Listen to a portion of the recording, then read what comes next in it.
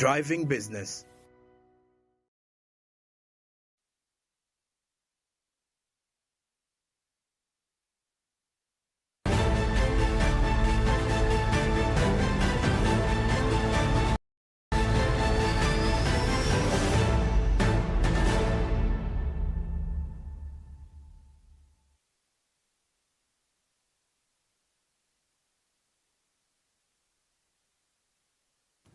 Potere kumulja ku program gana tukole nkwanirizaako n'okwebaza emirimu gy'otuusizzaako engalo lunaku luno olwaleero lunaku lwa kusatu ennaku z'omwezi ziri 13 mwezi gwa Novemba oba muserere mwaka 2024 mbanirizaako n'empebaza emirimu gy'otuusizzaako engalo yo wiiki tetuyinza gamba nti wiiki mpya wiiki nkadde kwaka tugitambuddeko ennaku 3 ebulako ennaku 2 zokka bwe zitezeeko tulabe nga nayo tugikomekkereza omwezi nagwo tetuyinza gamba nti nno mukadde kubanga kakatugutambuzzaako ennaku z'omwezi ennaku 13 omwaka nawo tetuyinza gamba nti mukadde tetuyinza gamba nti nno mupya kubanga nagwo gubulayo bubwezi mwezi gumu tulabe nga nagwo tugukomekkereza so buli kimu kikadde naye nga mbanirizaako n'emibazi mingi mutuusizzaako engalo nze Director Nekiwalabye abaagala ennyo balowoozaako era mpeera eyo ne ngamba abantu bange muli mutya abatega buli lunaku ne mugamba nti mugenda kubanga mubeerako okuva ssaawa 7 okutuukirira ssaawa 9 olunaku lwa bbalaza okutuukirira olunaku lw'okutaano mukola ddala omulimu gwa ttendo nnyo simanyi ki kyenyinza kubanga mbawa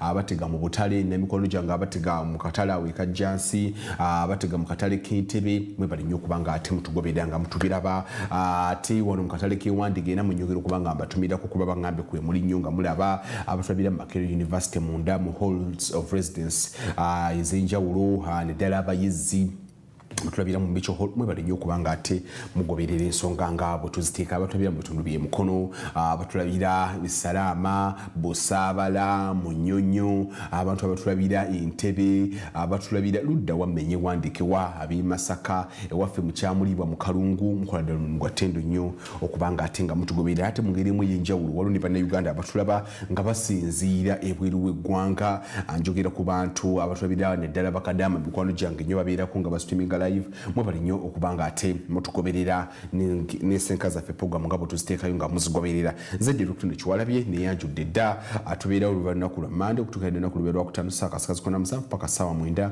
tubeerewo nga tukuba tooki mu nsonga ginyinyi ez'enjawulo programu genda tukole tugamba tetugamba buli omu bayesibeerako ky'okola naye kakasa nti mu byokola byonna okulembeza nnyo obutonde bw'ensi fuba nnyo okulaba nga tokosa butonde bwa nsi tukola emirimu gya njawulo abasinga kuffe tuvuga bodaboda abasinga kuffe tukola mu office ga njawulo abakola mu butale abakola mu abali mu magye abali mu poliisi abatema emiti bannange buli omu omulimu gwokola kakasa nti tokosa butonde bwansi kubanga bo tebusobola kwerwanirira nze naawe ffe abalina okubeera nga ate tulwanirira nga tukuuma obutonde bw'ensi nga tubutaasa nga tetukwata kasasiro muyi wa myala nga tetutema miti tetukwata ttaka n'amayinja biwa muntu obaza oba mu nnyanja nedda ebyo byonna tulina okuba nga ate tubikola ki tubirekera naye ate era mu ngeri emu enjawulo programu ganda tukole kubanga tuyimirira ku mpagi bbiri ng'oggyeko ey'okulwanirira obutonde bw'ensi ne tugamba nti nno buli omu mu kyokola kakasa nti nno okulembeza amazima kakasa nti nno okulembeza obwenkanya kakasa nti nno obuntu obulamu mu ggwe bweyolekera mu byokola n'abantu abasinga ku mmwe otunda ebintu naye nga naawe okimanyi biri fake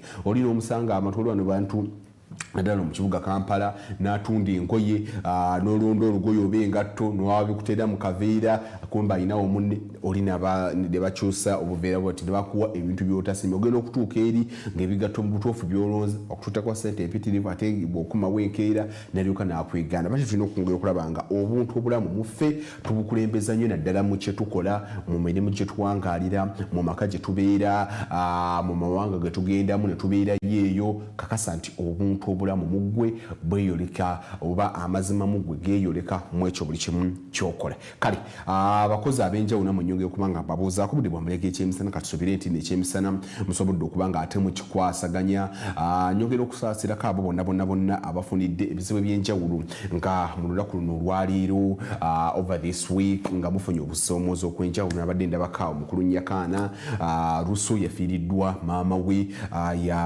yakolanga senkulu w'ekitongole kya KCC ow'ekiseera yafiiriddwa maama onyongera okubanga musaasirako nnyo amanyi kati okuviibwako omuzadde mu kino ekyasa mu buno obudde mu butuufu embeera teba nungi ne twatongera kubanga twasabira Mukama Katonda naye nga ne bizinesi sofanga disitambudde bulungi nnyo kubanga mbasaasirako naye era mu ngeri emu ey'enjawulo manyi wabeera essanyu wabeera amaziga wabeerawo nessanyu waliwo abantu nga wiiki etambudde bulungi nnyo ebyo byewateekateeka okubanga okola ku mandi byewagamba n'ogamba nti bino njaga kubanga mbikola over the week nga lutuukire olunaku olwokusatu ate sika ebitundu ebisinga ebitundu ebiwerako osobodde okubanga omituukako ku ebyo byewateekateeka okubanga okola mu wiiki eno sofa nga ofunidde ebirungi mu guno omwezi naye nyongera okubanga nkusanyukirako Katonda ate era n'okwongera okuzzaamu amaanyi tigenda mu maaso ng'okola ebirungi biri mu maaso toggwamu ssuubi gwaweddemu ssuubi gwalaba nti tebitambula n'ebigambo ebiringa bibiri embeera gy'oyitamu teri agikusobolanga Mukama Katonda wo mu byonna oba ofiiriddwa oba bizinesi tambula bulungi nnyo oba okoze eki oba okaaba oba oli mulwadde ekintu kiri kimu kyokka ky'oba osembayo okukola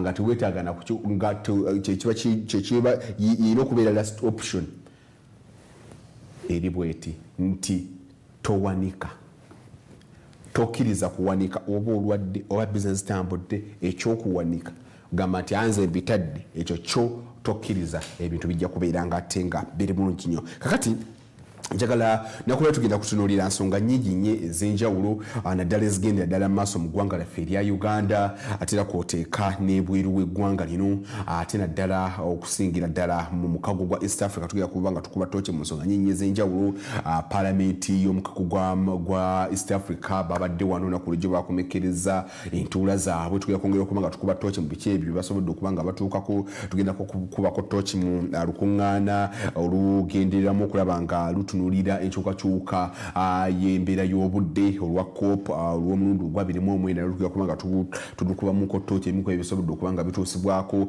nadde ndaba waliwo na lipoota gye baatuwadde tujja kutunulirako naddala mu myaka 45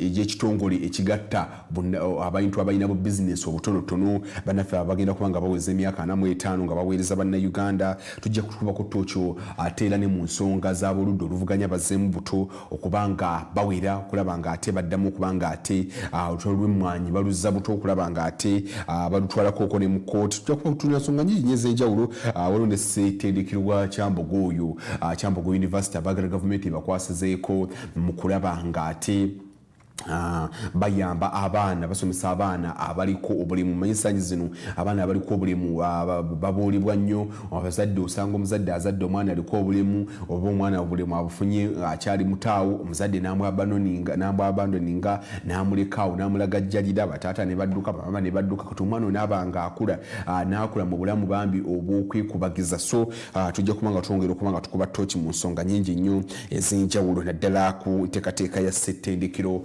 wa Kyambogo University gye baagala okuba nga ate nga batandika kakati muzikirize tutandikireko mu ggwanga lya Azerbaijan mu kibuga Baku eno nga we wayindira olukuŋŋaana olugendererwamu okuba nga lutunuulira enkyukakyuka mu butonde bw'ensi enkyukakyuka mu mbeera y'obudde oba luyinza okuba nga oyita COP olw'omulundi guno lwa mulundi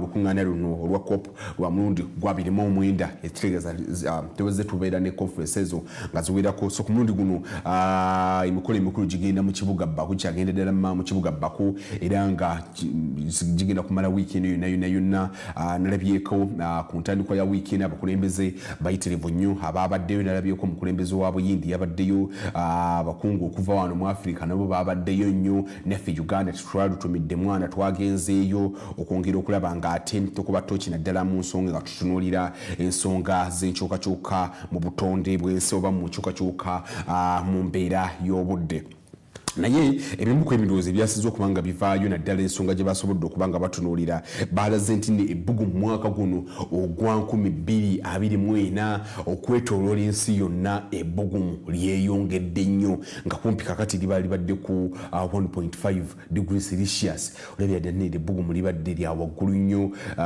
ndowooza waliwo awo ne wetwatuuka mu budde awo obwa omwezi ogwokunaawo ng'embeera kumpi nga Bugumu liri kunyo waggulu nnyo naye enkyukakyuka eno mu mbeera y'obudde ekussa bintu bingi nnyo naddala gamba ng'abalimi nali njogerako n'omulimi wano ennaku nga zeesewo nga nnyina ngamba nti nno yesu wankubadde enkuba etonnya naye enkuba eno engeri gyetonnyamu si sizoni ntuufu nti n'omulimi gy'oyinza okuba nga weesiguliryako nti nno olima nti waliwo ebitundu ebimu ebigenda okuba nga bifuna enkuba naye ate ebitundu ebirala ddala abayitaaga enkuba bajja kuba nga tebafuna nkuba nnyo ndozi tyebikola ne kibuga Kampala Kampala ono naddala tukirabayo kumpi nga buli mwezi tufunamu ekire ky'enkuba ate ng'oluusi kyamaanyi naye ng'ate n'ebbugumu akasana bwe kaba kaase kaakira ddala ebbugumu n'ebeera lingi naye ate nga bw'ogenda mu bitundu by'ebyalo olabira ddala ebbugumu ly'amaanyi tebafuna wadde ekire kyankuba naye ng'ate ffe wano tufuna ekire ky'enkuba no mu kibuga Kampala katukegamba enkyukakyuka mu mbeera y'obudde kintu kikulu nnyo era ze zimu ku ebyo byatunuuliddwa ebiba bigenda mu maaso okuba nga bitunuulirwa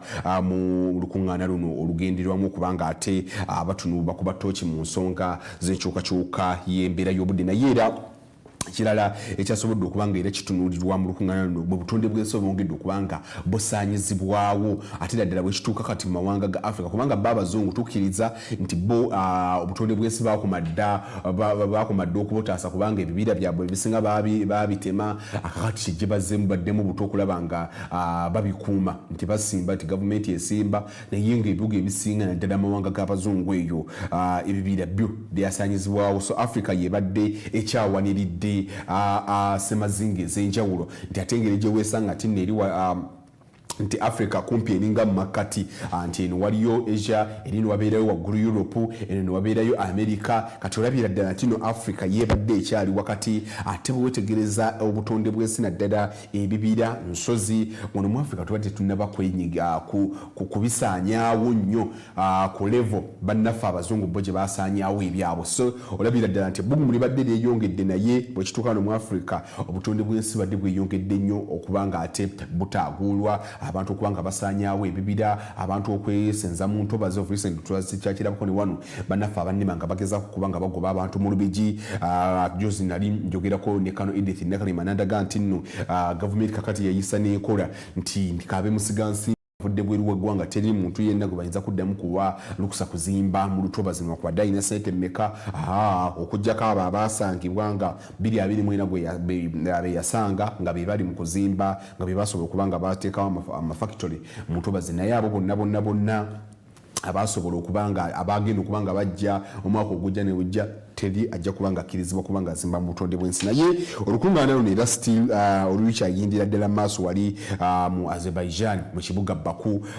era lutunuulidde ebintu bingi nnyo ebiwerako naddala bwe kituuka even ne chemicals oba ebikakka ebigenda maaso mu community nti oluusi weesanga kati case in point gamba agawane waffe mu ggwanga lyaffe lya Uganda nti nno emmotoka nazo zicontributinga ku bikakka ebiri abantu bye bassa nti tujja kusingira nga kibuga Kampala emmotoka esingamu nkadde zikuba ekikka tudde kakati ate ku mafactory nago gagende gabe nga ate gakola ekikka ekyamaanyi katukegamba omuntu abenga omukka gwassa gwa butwa kumpi nga gujja omuntu ajja obulamu bwe bukendeera mpolampola ndozi kyovalaba n'endwadde zeeyongedde nnyo naddala bwe kituuka ku lukalu lumwana omuddugavu ebintu gamba nga kansa byongedde okuba nga bikosa abantu naddala abawangalya ku lukalu lumwana omuddugavu naye bwetegereza amawanga ndowooza naddala agasinga bajja kati batambula bava mu kubanga bakozesa ebidduka naddala ebikozesa amafuta naddala bwe kituuka mu gali y'omu kati bakyakozesa nnyo ezo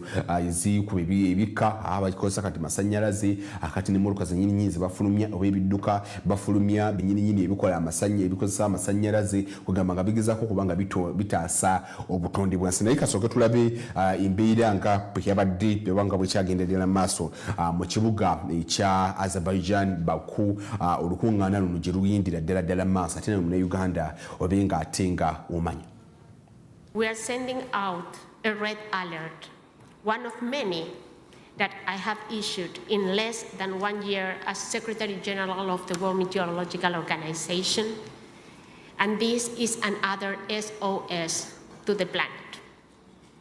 The State of Climate Update confirms that 2024 is on track to be the hottest year on record, hotter even than 2023, which smashed all previous records. 2015-2024 will be the warmest 10 years on record. The pace of climate change in the space of just one generation is alarming. What will it look like for the next generation, for our children and our children's children? Monthly and annual warming temporarily surpass 1.5 degrees Celsius. It is important to emphasize that this does not mean that we have failed to meet the long-term temperature goal of the Paris Agreement. Recorded global temperature anomalies at monthly and annual timescales can vary widely because of natural phenomena. For example, El Niño has played a role in the 2024 warmth. In terms of the 1.5 Paris threshold, as you said, it's a long-term threshold, which often does not get defined well. Is it 2 decades? Is it 3 decades? And the concern I keep hearing among many analysts and climate activists is if it's even 2 or 3 decades, by the time you hit an average of 1.5 over 2-3 decades. How you assess the impact of climate change-linked disaster in India during 2024? I'm saying this because a study in India has just been pointed out. In the first 9 months, 93% of the days, some part of India has received some disaster. So just would like to know how WMO is looking at India's position of disaster vis-a-vis climate change, number one. What are the new dangers you guys observe in this new report? And what is the most foundable action and the most underfounded action so far? This is my first question. Second question is, in this scope, do you have any expectations for the role shall be played by the developing countries? Is there a relation between early spending on CapEx technology against how much is going to be need to spend in adaptation and correcting all these hazards and the impact on the population?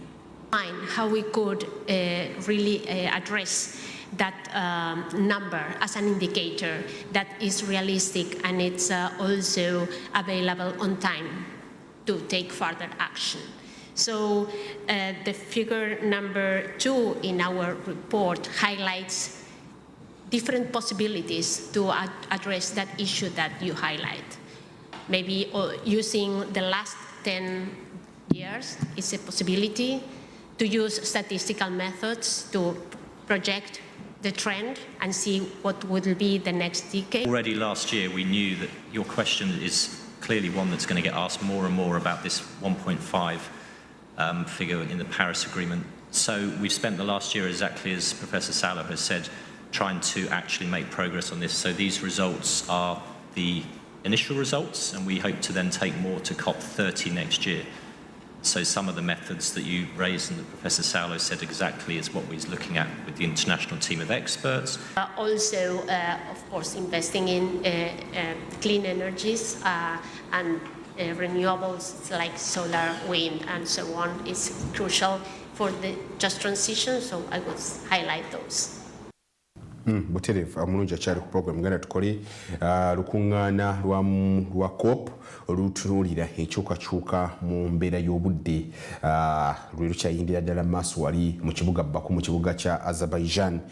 Enteekateeka nga bw'etambula naye nga kutegezaako nti ebimu ku ebyo ebitunuuliddwa ebisinza okuba nga bivaayo nti omwaka guno ogwa 2024 gwe gusinze bwogeraageranya emyaka gyonna abakulu abo gye abavunaanyizibwa ku nteebereza y'obudde oba batunuulira enkyukakyuka mu mbeera y'obudde aba World Meteorological Organization gwe gukyasinze okuba nga gwe gwokya kitegeeza akasana kabadde k'amaanyi nnyo mu guno omwaka kyova olaba ndowooza n'enkyukakyuka mu season ezinga ate nga zikyukakyuka ndowooza katusubire nti ebintu bijja kwongera okuba nga biteerera kasika tuba nga tukuuma nga tutaasa obutonde bw'ensi bitugamba nga mitiimi nga tubisimba okulaba nga ate tutaasa obutonde bw'ensi ate mu ngeri emu oba ne mu ngeri endala kakati njagala tukubeko tochi era still mu nsonga nyingi nnyo ez'enjawulo naddala mu nsonga y'emmwanyi egyo twalabyeko bannaffe akulira oludda oluvuganya abaka ba paalamenti naddala nga bakulembeddwamu honorable Joel Ssenyonyi baavuddeyo ne babaako obubaka obw'enjawulo bwe bayisa era baatuyise nga ffe bannamawulire kwongera okulaba nga ate balangiddamu okulangirwa buto olutalo neddala ku mmwanyi eno naye honorable Joel Ssenyonyi ono bwe yabadde ndowooza ayogera ngenda gamba kakati kyetugenda okuba nga tugenda kutunuulira nnyo kakati ne kkooti okulaba nga ebiteeso nga bino neddala ebbago lino eryayisiddwa ery'emmwanyi tuliwakanya naye ne lwankubadde abantu abamu bazze bagamba dindabako abantu ku mikutu emigattabantu bagamba nti abakulu bekwata bwekwasa ebisubi tukkirize bukkiriza ati nno olutalo lwabakkirize bukkiriza ati nno olutalo lwabalemye kinajjukira bulungi nnyo nti nno paalamenti gye buvuddeko bwe yali ndowooza eyisa ebbaga eryo ery'emmwanyi eryali lubirwamu okulaba nga ekitongole kino ekya Uganda Coffee Development Authority kizzibwayo ate mu ministry ey'ebyobulimi waliwo embeera eyatuusibwawo embeera eyagenda ddala mu maaso ogenda okukakana nga mukulu Anthony Cole njogera ku mubaka wa Kalaki atimpudde honorable Zaake Ebikonde okyaddirawo paalamenti kubanga ate ewummulamu sipiika agenda okumu nga ababaka abawerako abayimiriza okumala entuula 3 nga tebazeetabaamu naye era ekiteeso paalamenti neyisa ebbaga eryo ekiri ekitongole ky'emmwanyi ne kiba nga ate kizzibwayo nga kati ku mutendera kwe kiri omukulembeze w'eggwanga yakyalindiridde okulaba nga ate aliteekako omukono luno kitongole ekyo kiddeyo immediate newankubadde bannayuganda bangi nnyo abamu naddala baavaayo ne balaga obunnyamivu obw'ekitongole kino kubanga kizzibwayo kuba mu ministry y'ebyobulimi newankubadde nga minisitule y'obulimi yevunanyizibwa ku kirime ky'emmwanyi yevunanyizibwa ku birime naye nga bannayuganda bangi bagamba nti nno bimera bingi nnyo bisaanyeewo ng'abakulu mu minisitule ey'ebyobulimi batunula butunuzi ebirime gamba nga vanira ebirime gamba nga ebikajjo so nga n'abalimi batya nti nno singa ekitongole kino kizzibwayo naddala mu minisitule ate ey'ebyobulimi ekirime kyo kigenda kwongera okuba nga ate kiddira ate nga bwewetegereza ekitongole kino ekirime kino eky'emmwanyi kakati Uganda exportinga oba etwala ensawo z'emmwanyi miliyoni eziwera ddala 9 kumpi katale k'ensi yonna ate kati neddala kati nga Brazil kwoteeka n'amawanga gamba nga Vietnam bakyataataganyiziddwamuko neddala emmwanyi yaabwe neddala nga kyekuusa ku butonde bw'ensi kubanga omuzira gwakuba emmwanyi kumpi ebitundu gamba nga 7 ku buli 10 emmwanyi ezaali Brazil zagenda nezikosebwa omuziro ogwo so olabira ddala nino Uganda tulina emyaka nga 15 okubanga tukyerisankula eddala katale k'emmwanyi so nga abalimi bagamba nti ekitongole kino siga kibadde kisigaddewo ne kiba nga tekiweereza ddala bannayuganda naye ndowooza twalabako era ne pulezidenti w'eggwanga ne wiiki ewedde olunaku olwaleero okuna n'abako bingi nnyo byeyongera okuba nga ttanyira gamba n'ekitongole kino fe abakyereeta kibadde kigenda mu maaso nga kyate kinyunyuta bannayuganda nga tekikola buweereza bumala kulaba nga ate kikola omulimu ogwakiteekebwa so honorable Joel Ssenyonyi bingi nnyo byayongedde okuba nga ataanyaako naddala ne ku neeyisa ya sipiika gye yayise nagamba nno sipiika yatunula butunuzi nga ababaka bagenda maaso nga omubaka agenda maaso okubanga ate nga akuba mubaka munne ate era n'engeri bannamuliro gye bayisibwamu n'ababaka abasinga abamu ngeri gye bakwatibwamu gamba nga honorable w'e Kampala akuwa mukyala akulembera district ye Kampala that is honorable Sharimim Marine ne muzikiriza nga nabakuba tochi mu nsonga eyo soke mba umuzeemu ko ate male nkomewo.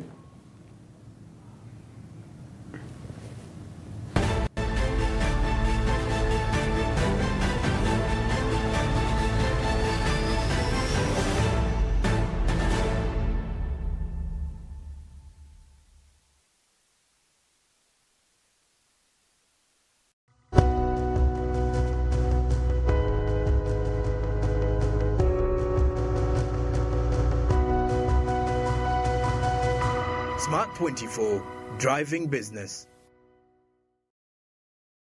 Two of the most decorated clubs in English football. It is always a big deal with these. And Garnacho! That is off the very high.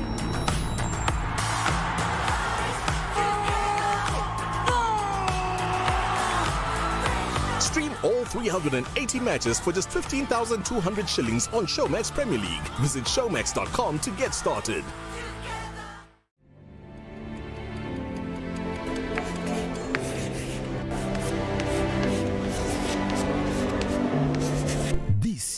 Jordan. When it comes to classwork, Jordan is magic. Jordan shines. Jordan makes his peers better. Jordan is a true leader. White Star Magic family. Be a leader. Be magic.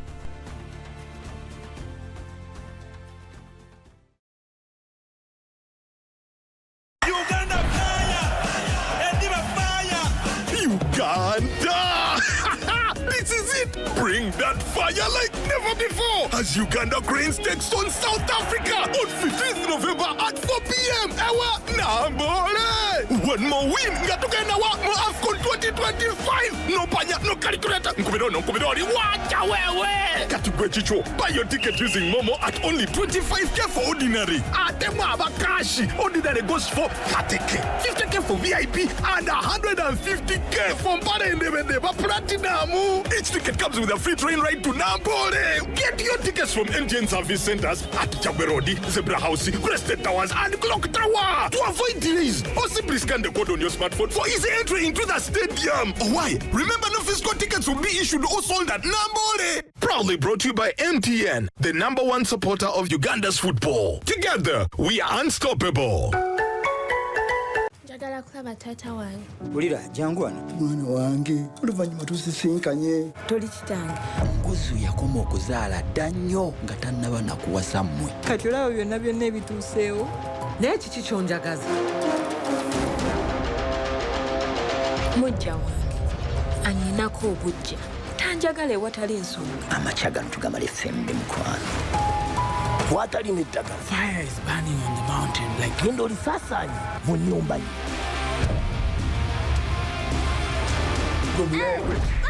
Ono uncle. Eki?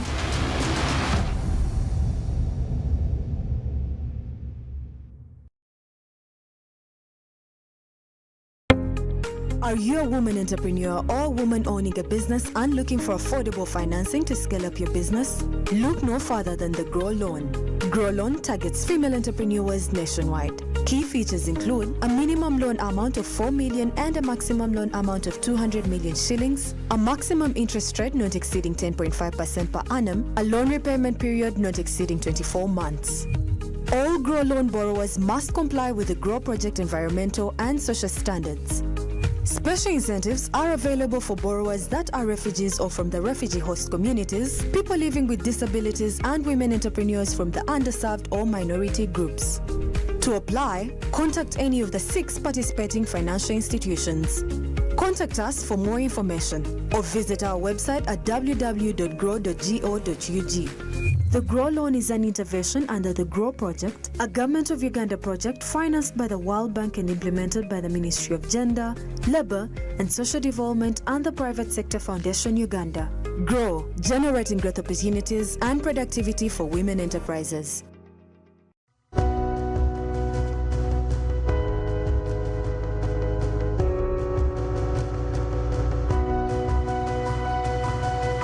Smart 24, driving business.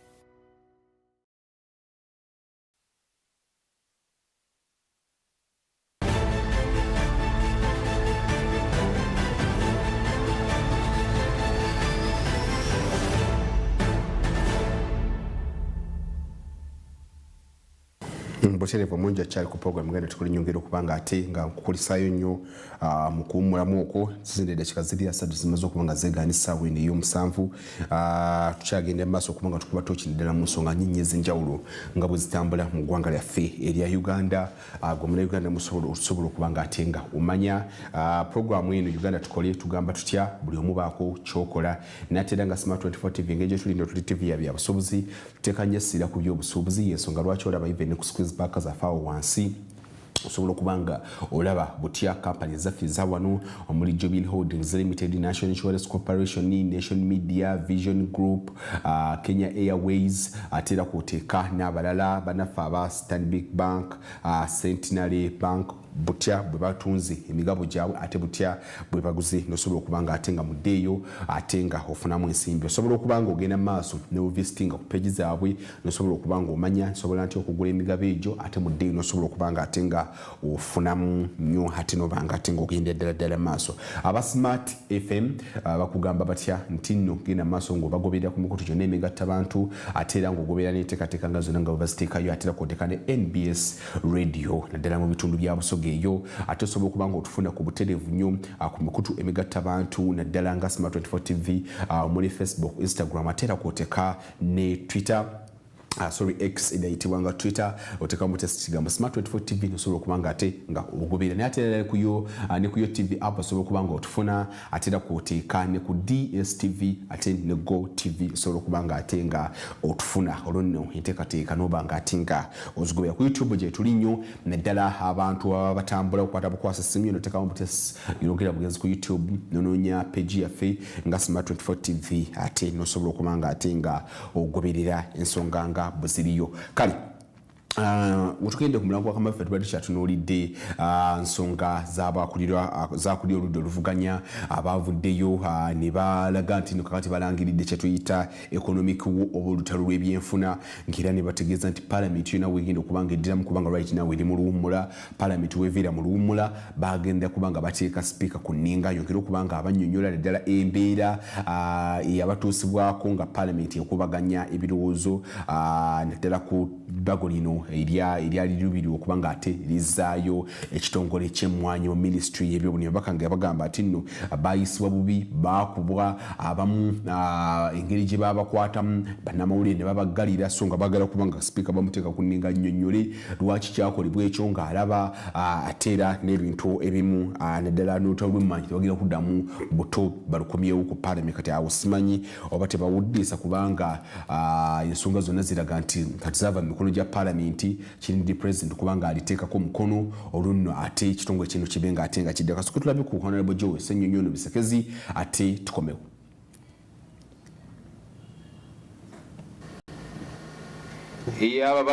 Babaka bannaffe honorable Francis Zaake ne honorable Anthony Akol ekyaliwo kikyamu kyennyamiza tekyali badde nawo waawo palamenti yali ejjudde nnyo kubanga buli wetubeerawo ffenna palamenti ekubako nga bantu balina nawakutuula abamu ne beerera n'ebirala bwe bityo ate ku olwo bamobilizingira ddala nalaba n'abantu bendudde ebbanga eriwerera ddala bambi nga sibalabako kati nga honorable Moses Ali kubanga mwami Museveni yalinga ensonga eno agiremeddeko nnyo agyagala nnyo n'agamba buli omu alina okugenda mu house ne Moses Ali musajja wattu mulwadde bamusitula busituzi ne bamuleeta mu palamenti baga alina okubeeramu wakiri time y'okulonda bwetuuka bamuyamba okuwanika omukono gwe so kyekyali mu palamenti ng'ekubyeko ejjudde nnyo kakati ensonga y'entebe neereeta obuzibu ate nekituuka nti kakati oli nasalawo akube munnaagakonde ku lw'entebe so ensonga eno ey'ababaka bannaffe ekyaliwo kikyamu era nga tukivumirira oba oli awo bombi baali bakikwasaganyiza mu ngeri endala netatuuka ku kuba munno gakonde mu hausi mu palamenti olw'entebe so ensonga eno tugigoberera okulaba nti tugigonjoola bano babaka bannaffe kino tekirina kubeerawo era nga tetwagala kulaba kintu bwe kiti okuddawo okubeerawo.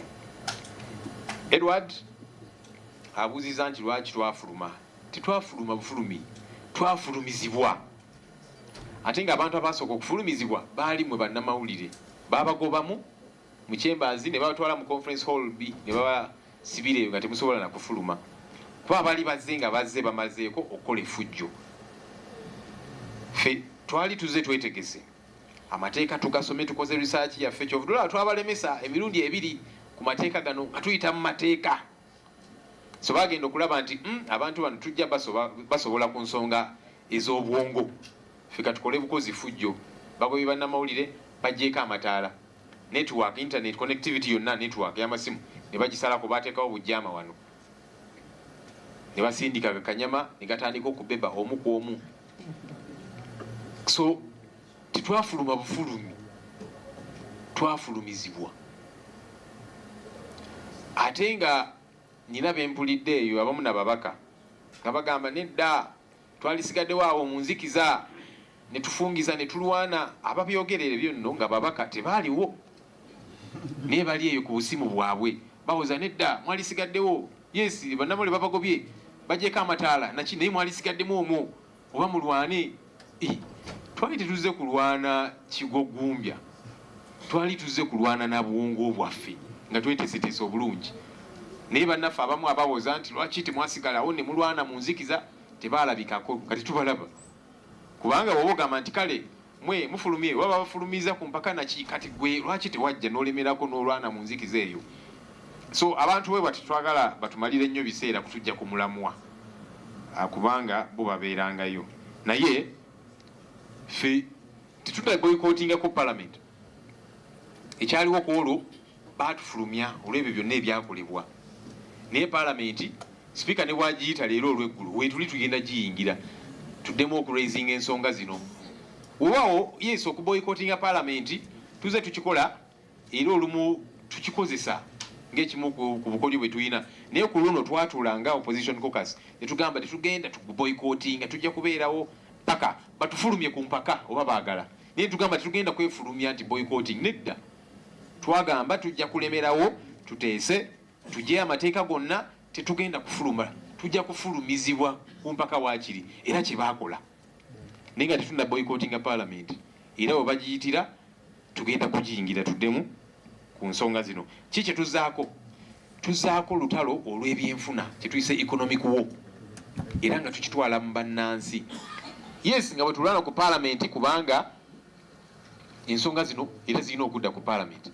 Naye tugamba nti kaakati tudde eri bannayuganda kubanga luno olutalo si just lwaffe ababaka, luno olutalo lwa bannansi era nga tubagamba muveeyo mwetabe mu lutalo luno. Bayinza okulowooza nti babawangudde, nedda tebannabawangula. In fact nga bannansi mulina ne opportunity mu myezi egitali gyawala nnyo okulwanyisa bano abatutte mmwanyi yammwe kubanga bagezaako gitwala. Bakoze step namba emu era bakyalwanira ddala okugitwalira ddala. Kati bagitutte ku ministry oba oliawo olunaavaawo bagikwasa oba bineti oba bagikwasa ani. Tukyalina walwabwe ogwo mukoddomi we n'abalala. Tukyalina opportunity nga bannansi abantu bano okubagubira ddala kubanga laba kye bakola pamba, vanira, moringa, ebikajjo kye baagala okukola n'emmwanyi. So nga tugamba tugenda kukwatagana ne bannansi okulaba nti olutalo luno tululwanira ddala. So mu bannansi mu myezi egitali gyawala mulina chance akalulu kasembedde. Bano abababbako ebyammwe bazze babba buli kimu kati n'emmwanyi bagitwala. Mulina opportunity okubafuumuulira ddala. Kituzaako okulaba nti tukwatagana ne bannansi okufuumuula ababbi bano kubanga bayinza okulowooza nti mu parliament bajja tusobola tuli batono, bajja kuba bannamawulire bajjeko amataala bakole effujjo, ne bannansi gye bali eyo bayitirivu. Ensonga eya kooti waawo tulina options nyingi neya kooti nayo tugyogerako ne bannamateeka baffe ne bannamateeka bannaffe naye nga options zonna weeziri ku mmeeza kubanga tuwulira nti bannaffe bali bo bagamba nti kale twakoze bye twakoze kati mugende mu kooti. Tugamba temutusindika mu kooti yokka. Yes, option eyo weeri naye ne ku floor ya parliament tukomawo ku nsonga zino kuba kye baagala okukola nti kale ffe twakoze kye twakoze mugende mu kooti. Kooti yes bwe tusalawo okugendayo tujja kugendayo naye tugamba nti ne ku floor ya parliament temugenda tugobayo, temugenda tulemesa kwogera bye twagala kwogeraawo. Era olaba balwana nnyo okulaba nti ensonga zino tezivaayo ku floor ya parliament. Kyovudde olaba sipiika ne byennayogera kyagamba ebyo byonna byonna Ssennyonyi byayogedde mubisiimuule ku Hansard biveeko bigenda kukomawo ku Hansard. Kati olaba nti baswadde nnyo okutuuka ku leve eyo. Kyovudde olaba bagamba nti mugende bugenzi mu kooti wano byawedde ne wano tebinnaggwa. Ensonga zino tugenda kuzikomyawo nga twagala. Nsonga z'ababaka ba parliament nga bakulembeddwamu Honorable Joel Ssennyonyi Bisekezi bakyalangiridde bakyasimbidde ekkuli ekyokulaba nga baddamu okubuto kubanga ate nga bawulidde nti balangiridde olutalo olw'ebyenfuna kye tuyita economic war ku gavumenti okulaba nga ate bagisuuza ebbago lino ly'isa naye nga tetunuddeeyo nnyo kubanga mu butuufu omukulembeze gw'Eggwanga yapayinduza nakinywera bungi n'agamba nti ekitongole kino tetukizaayo mu bibi tukizaayo mu bulungi era kigenda kusigala nga kiweereza ddala bannayuganda era ne labakaawo nga balaga nti n'abakozi bennyini bajja kusigala nga bakyakolera ddala nga bafuna nga bakyaliyo mu kitongole balinga babadde bakola mu kitongole ekyo bagenda kusigala nga bakyafuna bakyali emirimu gyabwe ng'ate bakyagoberera ate wabula kyebakyuseemu nti budget ministry ej'okuba nga ate nga yegigereka so mbeera bwetyo bweri naye ndooza katusubire byonna binaggwa mirembe naddala oluuyi oyo lwa palamenti kakati era nga tukyali mu setteeserezo w'eggwanga eyo kinajjukirwa bulungi nnyo nti nno Parliament y'omukago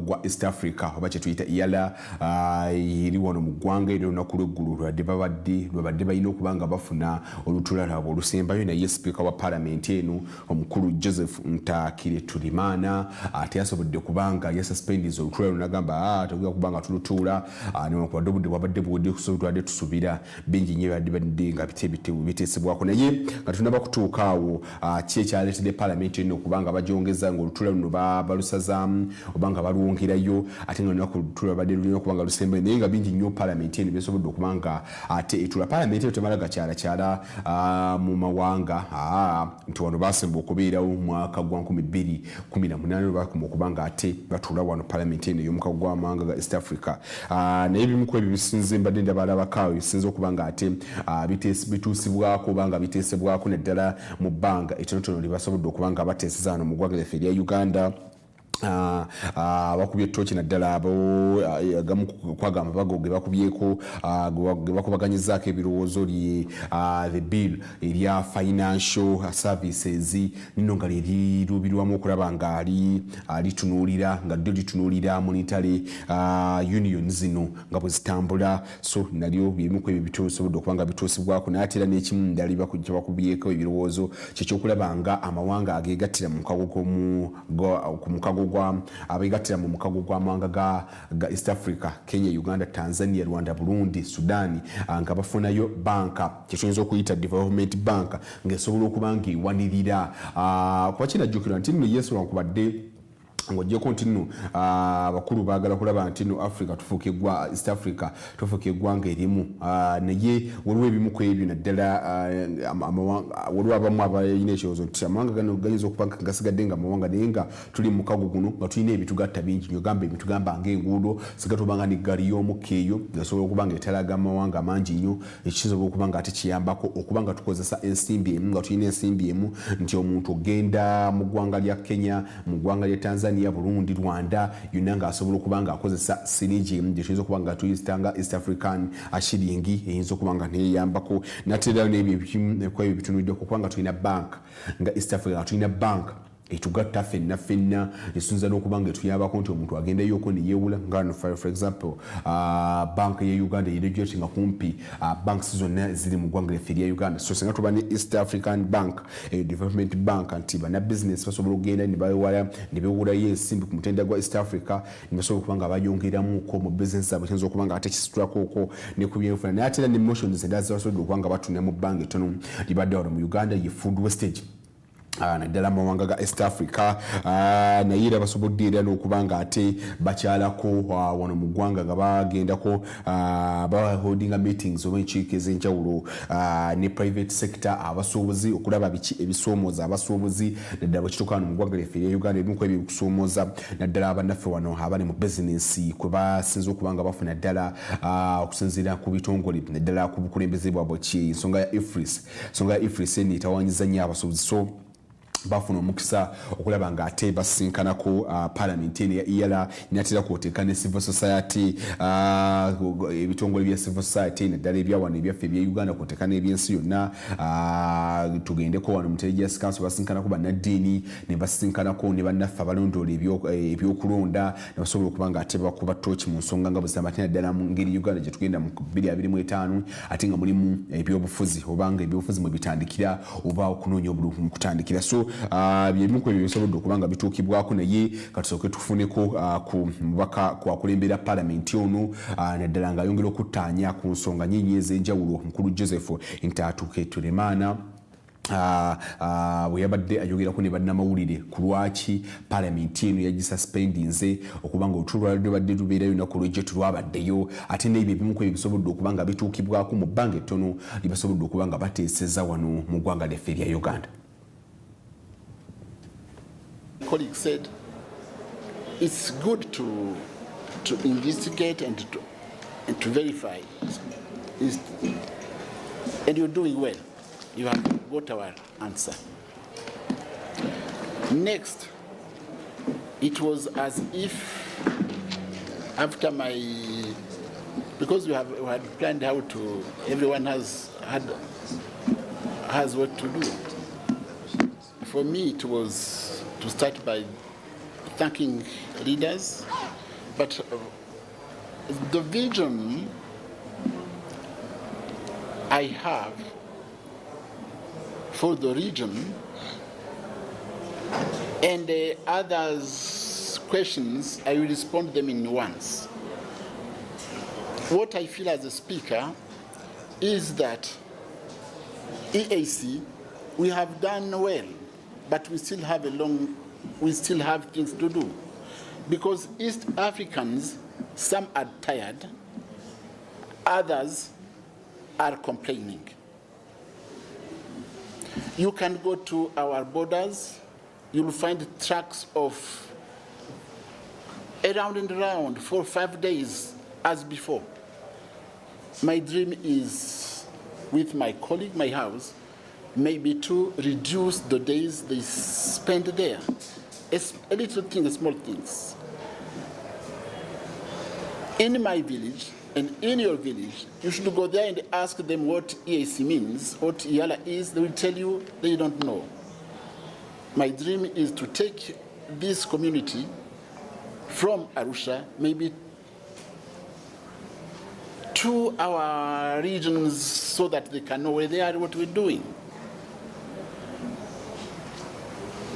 I am still facing complaints from East Africans. You will pay your ticket, air ticket from here to Somalia or to Kinshasa. The cost of the ticket will be more expensive than going to America. That's why we should, for example, harmonize our taxes and get cheaper tickets in the region. This is the same. Our traders, our businessmen and women are complaining that we have to harmonize laws and the rules. My dream is that quickly, this East Africa, we should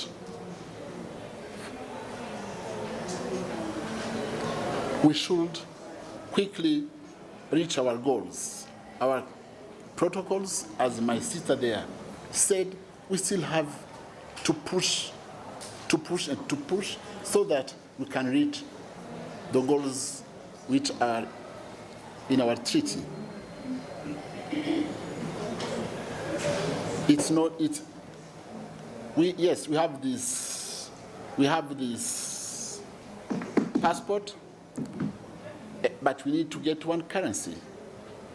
When will we get one currency in this East Africa?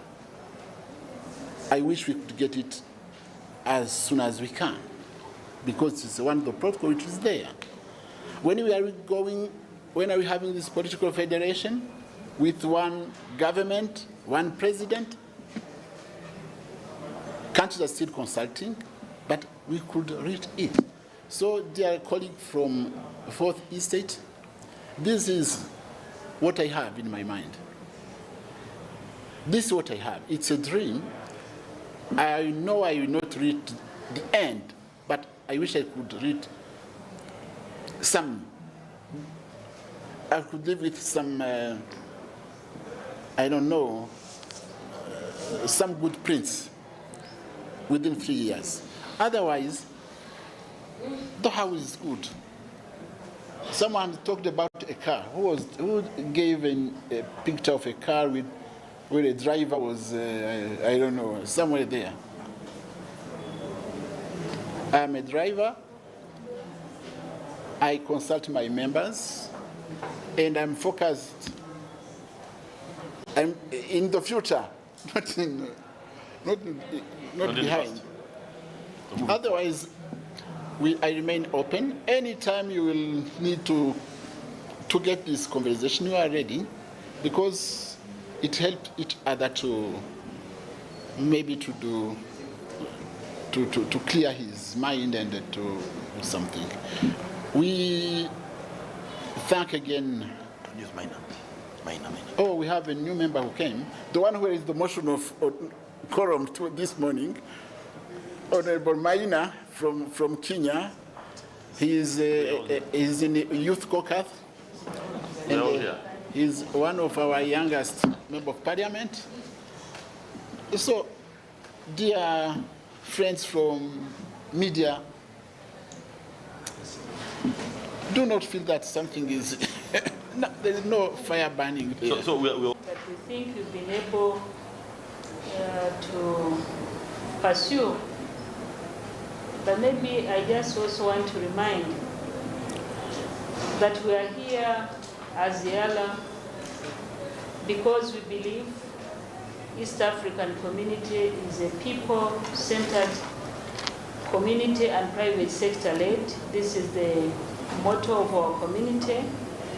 We are one people, one destiny, but we also respect the principle of rotation, where we move from partner state to partner state, bringing the assembly and the work of the community closer to the people. And this time around, we've been to Uganda. In the fourth year, we are here in 2018, and now we are here in 2024.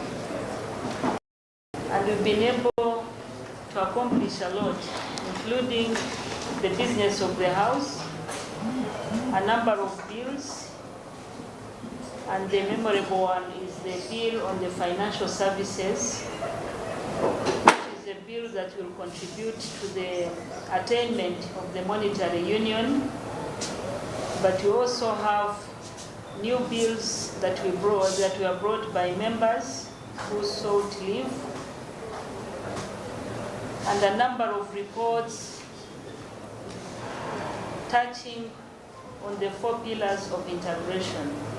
We also had an opportunity to move motions as members of parliament touching various aspects of our cooperation, including the one on blue economy,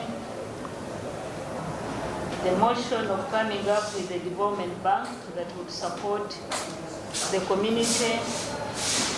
There was also another motion on food wastage.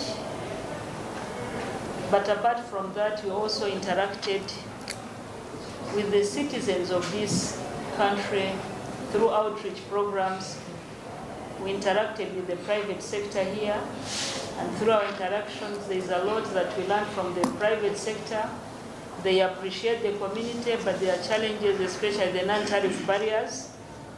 And we think this is homework for us as an assembly, especially the committee in charge of communication and trade. We also interacted with civil society organizations, both international and local organizations. We attended various functions at the invitation of the Republic of Uganda, like the function that was organized by the government of Uganda and the political parties here. At the end of the day, they signed the peace pledge, committing to ensure that the upcoming election will be peaceful. And we thought that was an important commitment because peace and security is critical to sustainable development and also our integration. peace and security bimu ku byasinze okubanga biteekebwa ku nyesira naddala parliament y'omukago gw'amawanga ga East Africa naddala nnaku zino tulabye endowooza omwaka guno n'omwaka ndowooza ng'oguwedde tuze tulaba nti nno instability mu East Africa yes teriiwo nnyo y'amaanyi naye mawanga gamba aga Democratic Republic of Congo ate nga bamemba tukirabyeko nnyo nti newabaddeyo nnyo instability ate era kwoteeka n'obukuubagano nti waliwo twalabako eggwanga lya Burundi nga bakuubagana n'eggwanga lya Democratic Republic of Congo ate era kwoteeka n'abayeeke n'abatujju abazendooza nga balumbalumba eggwanga lino nokubadde ab'ebyokwerinda wano badde bagezaako okubanga ate babayimiriza njogera ku bannaffe aba ADF so nabimu ku ebyasobodde okubanga bituusibwako mu bbanga ettono palamenti eyo lyatuusa palamenti netula mu kibuga Arusha kiri Tanzania eyo gyetera okubanga etula naye nga wasi newayo batambulako ne bagenda mawanga ag'enjawulo Rwanda Burundi kulaba nga palamenti n'abantu bongere okubanga bategeera palamenti eno Uganda tuli ba mukisa naffe tulina abakiisa abakiika yeeyo tulina Honorable Twala Kadaga Sila Mukulu Siranda Dejali atera kwoteeka ne Bakakoza bonna gye bali okongera okulaba nga ate bakiikirira eggwanga lino erya Uganda okulaba nga ate ensonga bazikwatira ddala bulungi nemuzikiriza nsooke mbamuzeemuko bwe tukomawo ate twongera okutuulira siteera ku palamenti eyo ki ekyaleetedde palamenti eyo butatuula lutuula lwabadde lusembayo kubanga balusazizzaamu speaker Joseph yalusazizzaamu nagamba tutugera kubanga tutuula waliwo n'ensonga ezabadde ziyitidde nti nno babadde baagala kujja bwesige mu speaker kyekimu ku ekyo ekyaviiriddeko palamenti eno okugiyimiriza katukomewo.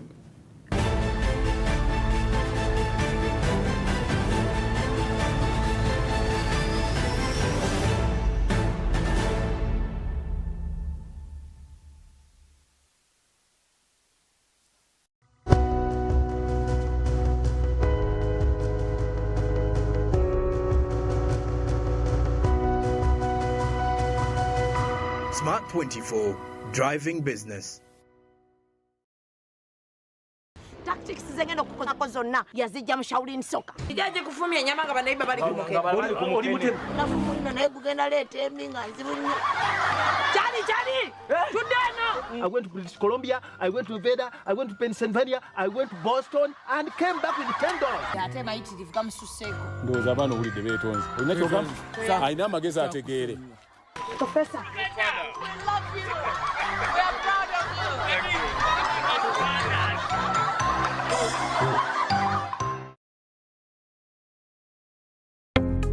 Are you a woman entrepreneur or a woman owning a business and looking for affordable financing to scale up your business? Look no further than the Grow Loan. Grow Loan targets female entrepreneurs nationwide. Key features include a minimum loan amount of 4 million and a maximum loan amount of 200 million shillings, a maximum interest rate not exceeding 10.5% per annum, a loan repayment period not exceeding 24 months. All Grow Loan borrowers must comply with the Grow Project environmental and social standards. Special incentives are available for borrowers that are refugees or from the refugee host communities, people living with disabilities, and women entrepreneurs from the underserved or minority groups. To apply, contact any of the 6 participating financial institutions. Contact us for more information or visit our website at www.grow.go.ug.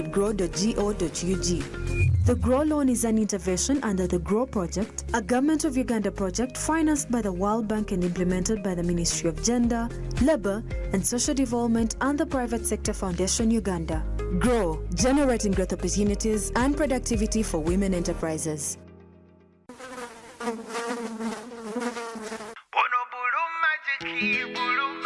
Is my joy. Ono bulu majiki wange. Ayo talaba kumabala atukuza nonyirirawo kirako enyange tayisa bubi faburiki kyonna kyekiri kigwa lwa bulu majiki is my choice. Ono bulu majiki wange. And the blue magic is my choice. Hey, oh no, blue magic, yeah, wange. 3 inspired souls brought together by love. are set on a life-changing journey. This is your life, Mackenzie. This is no longer a dream. It's just something about Mackenzie. I will never marry you. Your position does not allow you to break work relationship rules. Where choices change everything. Crossroads, weekdays at 8 p.m. on Power Magic Prime. DSTV channel 148, GoTV channel 303. 75 days since the last day of last season. We are ready to do it all again.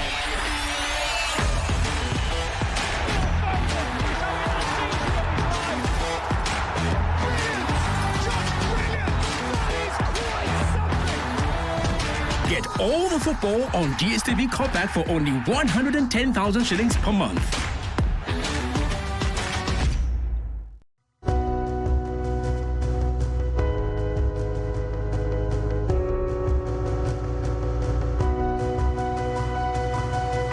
Smart 24, driving business.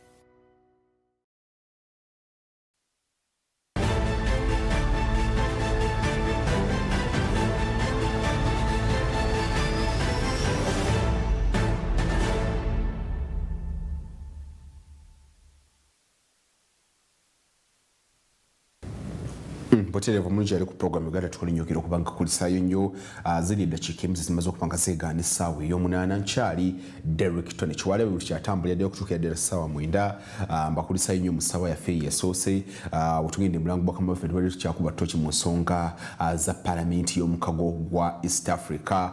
Palamenti yaffe naffe Uganda mwe tuli, Kenya mwe bali, Tanzania, Burundi, Rwanda, Democratic Republic of Congo, Sudan, South Sudan ate n'abalala masayo kakati njawo kwongera okutumira abantu abatulabira mu bitundu ebyenjawulo abatulabira mu kibuga wano Kampala mwebali nnyo okubanga ate mutugoberera ate ne programu zaffe nga bwe tuziteekayo njawo ne bakubiriza tugende mu maaso nga tukola tuwatanye mu mbeera yonna kakasa nti olina kyoyingiza omanyi banna ebintu by'okutula wansi okuliringa naddala bwe kituuka ku bavubuka bannange abavubuka manyi tugenda netwegomba nnyo ebintu ebingi nnyo tugomba ebintu bingi nnyo naye njagala weegomba ebintu ebirungi ng'oli ku mulimu gw'okola naye ebyokwegomba ebintu ebirungi ebintu ebiyitirivu ennyo ebiri expensive ebyebbeeyi nga tokola kikyamu nnyo kyekiviiramu n'emize gamba ng'okubba ebintu gamba ng'ebyo so funamufuba nnyo okulaba nga okola ate at the end of the day kubanga Bayibuli yogera ati no Katonda ajja kuwa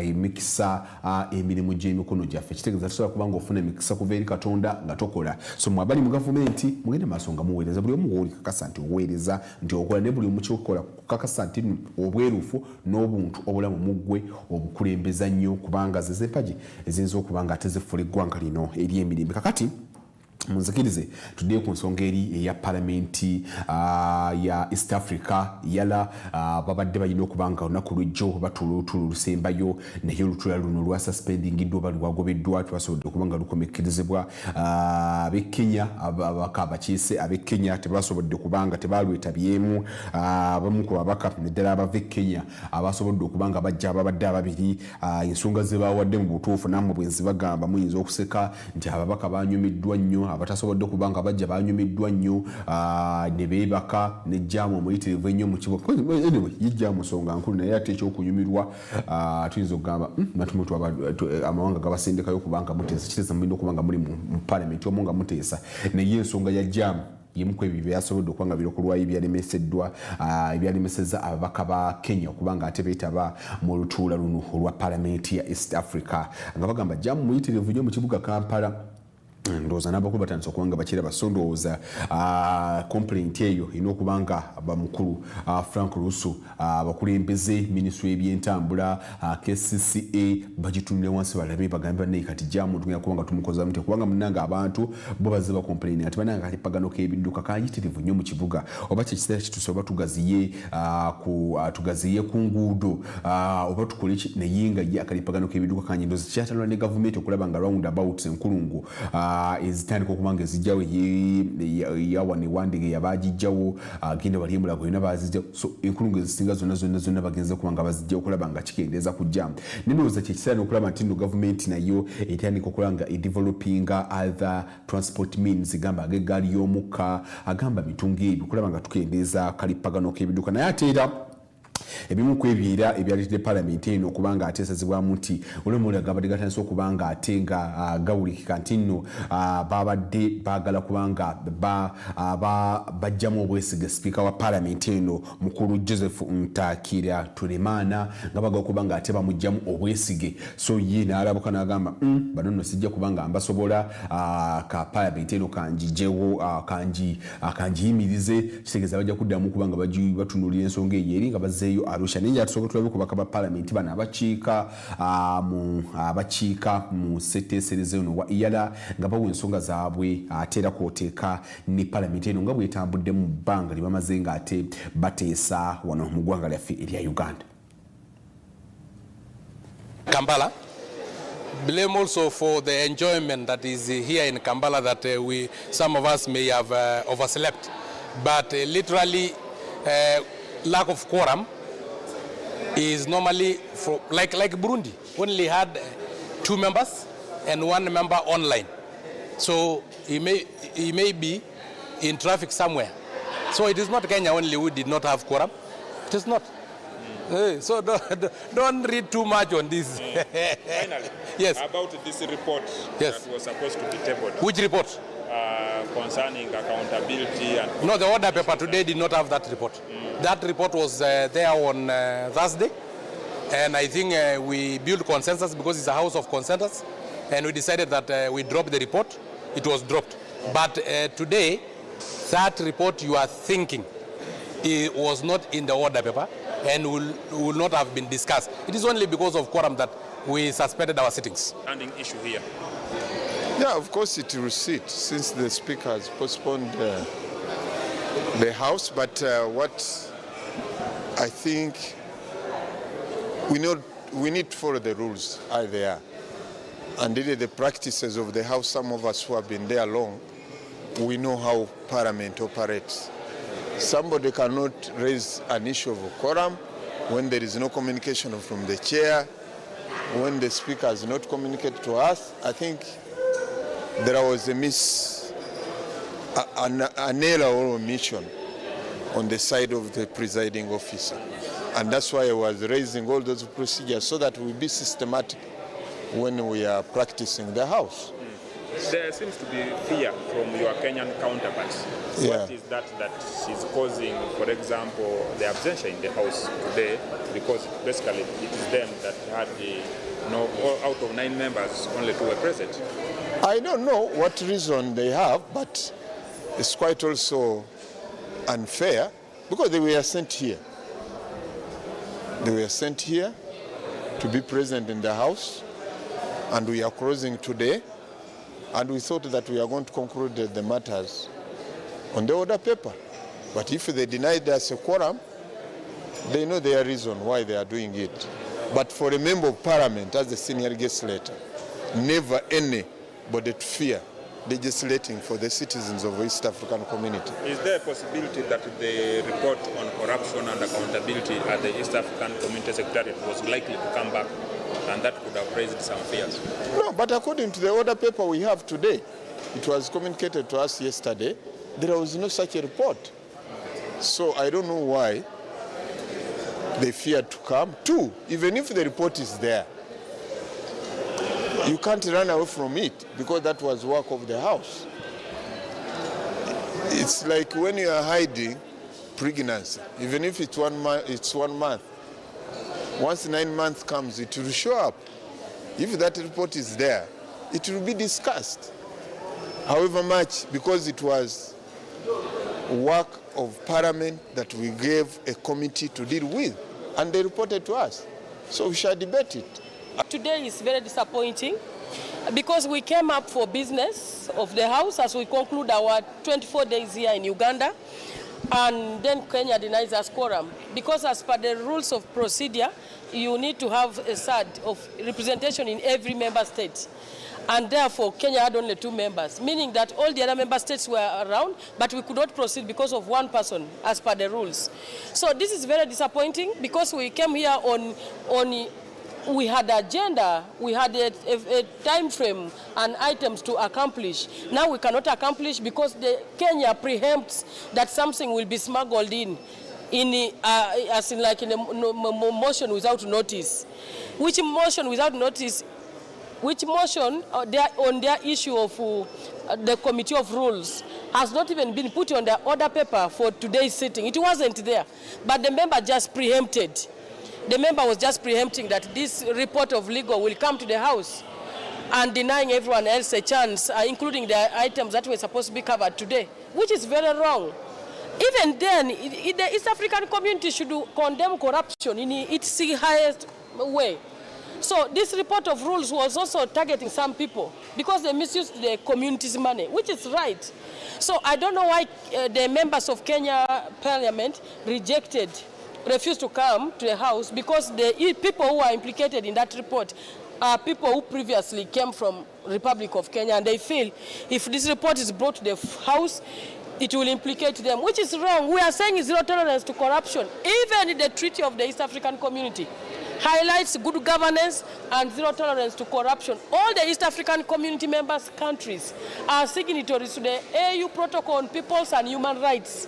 So meaning that even if when it comes to issues of corruption, if it involves any of the members within the region, this should be brought to the attention of the Council of Ministers and the Summit of Heads of State. So what Kenya did today was definitely wrong for us as we conclude our sitting here, which has been running smoothly in the Republic of Uganda. How then will you be in position to sit the next time that the Assembly is supposed to, because if a member preempts that something is going to come, which is possibly against them, then they will paralyze the activity. How do you think, how we will... So we will have to call for suspension of some rules of procedure, some rules in our rules of procedure, because already the member brought this motion and he took members by abruptly before even the speaker could complete his communication.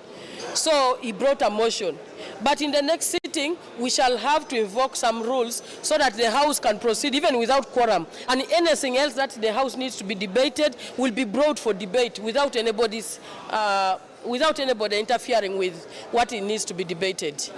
Kulwange nze ndowooza nti ababaka abamu mbalabanga basigala mu nsi zaabwe nti bakiikirira nsi, naye otekinga oath ng'omubaka wa parliament owa Iyala oba otekinze responsibility y'ensi yonna, first of all to do an oversight. Tewali oversight ng'otya report za accountability. A report ebadde ejja tulowooza nti speaker yasazeewo okuza report mu committee nga tagambye na committee ki, tagiwadde na terms of reference. Olaba ffe ng'ababaka tulowooza nti ekyo kyabadde kikyamu, talina na buyinza bugaana report nga tenaba na kusomebwa, tena kujjulirwa house yonna. Omuntu yekka asobola okugyayo report okugi withdrawinga because ejanga motion ye member eyalayinze motion chairperson w'akakiiko. Naye bye tuwulira byonna nti muleese mwogedde ku nsi eno, mwogedde ku nsi eno. Mu report eyo yakolebwa investigation ku ssaabawandiisi wa community eyavaako n'engeri gye yarwaninga community n'ebintu ebirala. Erimu ebintu bingi ebikwata ku ngeri y'okutunda assets za community etayita mu mateeka, ekwata ne mu bintu ebirala. Therefore tetunuulira nsi nga Kenya erimu n'Abannayuganda. Kitegeeza nti abamemba baffe bannaffe kye bakoze Abakenya, kitegeeza nti naffe nga Uganda tuveewo tugambe nti mulimu Abannayuganda bana. Awo tuba tutandise kukitinga community, tuba tetumanyi lwaki tuli babaka ba parliament aba community. Naye leero ababaka we bali bonna amateeka gaffe gatugamba at least bateekwa okubaawo basatu, naye abantu bali mu kunywa caayi waggulu badinayize quorum intentionally. Era omubaka omu owa Kenya wazze ekitaliiyo nga ne speaker tanaabeera na communication yonna, kuba ne woba ogenda kwadijaninga olukiiko oteekwa okuyisa communication ku kino na kino na kino. Atandikiddewo n'agamba procedure nga tanamanya, in fact ayingidde ng'awanika engalo nti procedure. Kitegeeza kimubadde mu mutwe nti weenajja genda okole bw'otyo. Kyaleero osobola okubula n'olunaku lwaleero naye goonyera ejja kulya kasita osigala ng'oli kumpi ne webeera ejja kulya. Is a matter of timing. Ku nsonga gye bagamba nti speaker bagala mujja mu muyinza, tewali muntu ayinza kutuula mu motoka nga tali sure nti drive oyo agenda mutuusa walaga. Era okweshoninga nti ono driver mulungi wantwala ndabayo naye tugenda mu myaka 2 ng'engeri gy'ovuga emmotoka efaanana ng'eyo tuteekwa okuba n'okwebuuza oba ddala drive ono mutuufu oba nedda ndeni drive oteekwa okwerwanako nti ndi mutuufu mu kino mu nsonga yiino ne giino. Njagala abantu abatunuulira mu nsonga ya removal speaker mubadde wali mulaba engeri gya running a house so ndowooza nti tuteekwa okwekolamu omulimu nga ffenna tusobole okuba nga tulowooza nti waliyo olukwesikwesi olw'abantu abaagala okulwanisa assembly eno okuvaawo kuba engeri gye tutambudde tulowooza nti speaker tatuvuze mu ngeri ntuufu. Nsonga za accountability Nega kati oba Africa we watali lutalo kwa lusigala ntule lugambo ba mu parliament ya ELA walina okubanga bitambula mirembe kubanga gafe wane ye Uganda besika bitoji kuyekuba tufogera nosika n'ogamba mu butuufu abantu baffe bano abatukiikirira. Anyway ninga mbaire bwetyo mbere ya accountability yaleetedde byonna okuba nabadde ndoza nga bawulidde abakagabagamba nti nno ab'e Kenya bo lwawulidde nti bagala kubanga basaba ba accountability ate nga ne speaker baga kubanga ate bayise ekiteeso ekimujjamu obwesige nozibone bagamba ffe katujjamu eta kyatidde speaker nagamba I'm going to suspend this na suspending olutulo olwo kati tulindidde kubanga ate embeera bwenaddayo mu Arusha parliament enongezeyo mu Arusha biki ebinaabanga ate biteesebwako banakikomyawo nenga ya accountability eyina okubanga ate nga ebwewa nakakati ate muzikirize tuveeko eyo mu seteeserezo w'eggwanga ensonga za parliament tubenga tustika kumaba tutuneko ku butonde bwensi manye butonde bwensi buno bwongedde okubanga butagulwa ebibira bya government abantu katina kuzo tiba kyaswala bagenda bennyini nga kimanyi tekirira kya government batandika okubanga batema emiti ne basimba mu ebirime ne babanga basanya obutonde bwensi kiridde n'ekyukakyuka wali waguna kwezanyidde emboozi wano naddala ebimu ku ebyakava mu COP y'omulundi ogwabirimu omwenda nga biraga nti nno empugumu lyeyongedde nnyo mu guno omwaka ogwa 2024 okwokya nti omwaka guno gubadde gwokya nnyo nga kiviiridde ddala kubanga abantu basanyawo obutonde bw'ensi naye bwekituuka mu bitundu by'e Masaka eyo ate ebibira bya gavumenti bano bo tebakyatiira ddala babisaanyaawo ne babitema kati kwegamba ekiteeka obulamu oba ensi eno mu katyabaga banejja bakubiriza banne tugere maaso nga tukumba obutonde bw'ensi. Obutonde bw'ensi bwe tebusobola kwerwanirira singa bw'otema emiti kitegeeza emiti gino gye gyabuzovinga emikka ekibeera mu community nti singa wano a case in point vaako wano e Kampala ogendeko mu mabira ojja kuwulira ng'omukka gwossa ng'oli mu babira oxygen eyo gwossa ng'owulira ali very clean ng'owulira ddala emirembe naye jangu wano mu kibuga bw'ossa enfuufu oba akamala okussa enfuufu nossa ku dizero maama kussa ku dizero erinosa kugamba n'owulira nga tinno ebikkakka byossa mu butuufu bigatta bugasi bireetera obulamu bw'okubanga bwongera kubanga bukendeera naye nga ate emiti gino singa tumanya emiti gino nga miyitirivu nnyo nga tugisimbye olabira ddene giina egizabsovinga omukka omubi ate ffe ne tusobola okubanga ate nga tugwanyulwa mu Masaka eyo nno bo bannaffe aba National Forest Authority tebalinze kulaba nga mbeera egwa era bavuddeyo ne batandika ne kawuufube ne bannaffe aba Diamond Trust Bank ne basimbira ddala emiti egisukka mu 5,000 mu kibira kya gavumenti naddala ekizze okubanga ekyongedde okubanga ate nga kikosebwa oba abantu nga batemamu emiti ne bakubiriza ne bana business bagamba bannange abantu singa bettanira enkola ya environment social and governance basobozesa okulaba nga mu bye bakola bakulembeza nnyo okuma obutonde bw'ensi yakendeeza mu kusaanyawo obutonde bw'ensi nakusa tulaba kati amataba a case in point wano twalabye wano Spain kumpi abantu abasukka mu 214 basobodde okuba nga balugulamu obulamu amataba gaze ne gabasaanyaawo ono mu ggwanga lyaffe erya Uganda tuze tulaba abantu bangi nnyo abazijja nga bafa nga beekuusa ku bigwa bitalaze ku bibamba ebyenjawulo ebuduuda tuze tulaba abantu basaanawo oluusi amataba gajja enkuba oluusi egera n'etonya neesaanyaawo bizinesi z'abantu amazzi gasanya ne gayonoona ebintu bingi nnyo ate emiti gyennyini abantu nga ffeffe nnyini fe abagitema ate ebirwadde ne tufuna ebirwadde biyitirivu nnyo omuli gamba nga kansa katugamba ebintu ng'ebyo niba nga bitukosa njaga tusooke tulabe ku bannaffe bano aba National Forest Authority ate era kwoteeka ne Diamond Trust Bank bwe badde basimba emiti nkomewo. Amannya gange nze Juliet Mubi nkola n'ekitongole ekya National Forestry Authority ekirabirira ebibira ebya gavumenti eya wakati.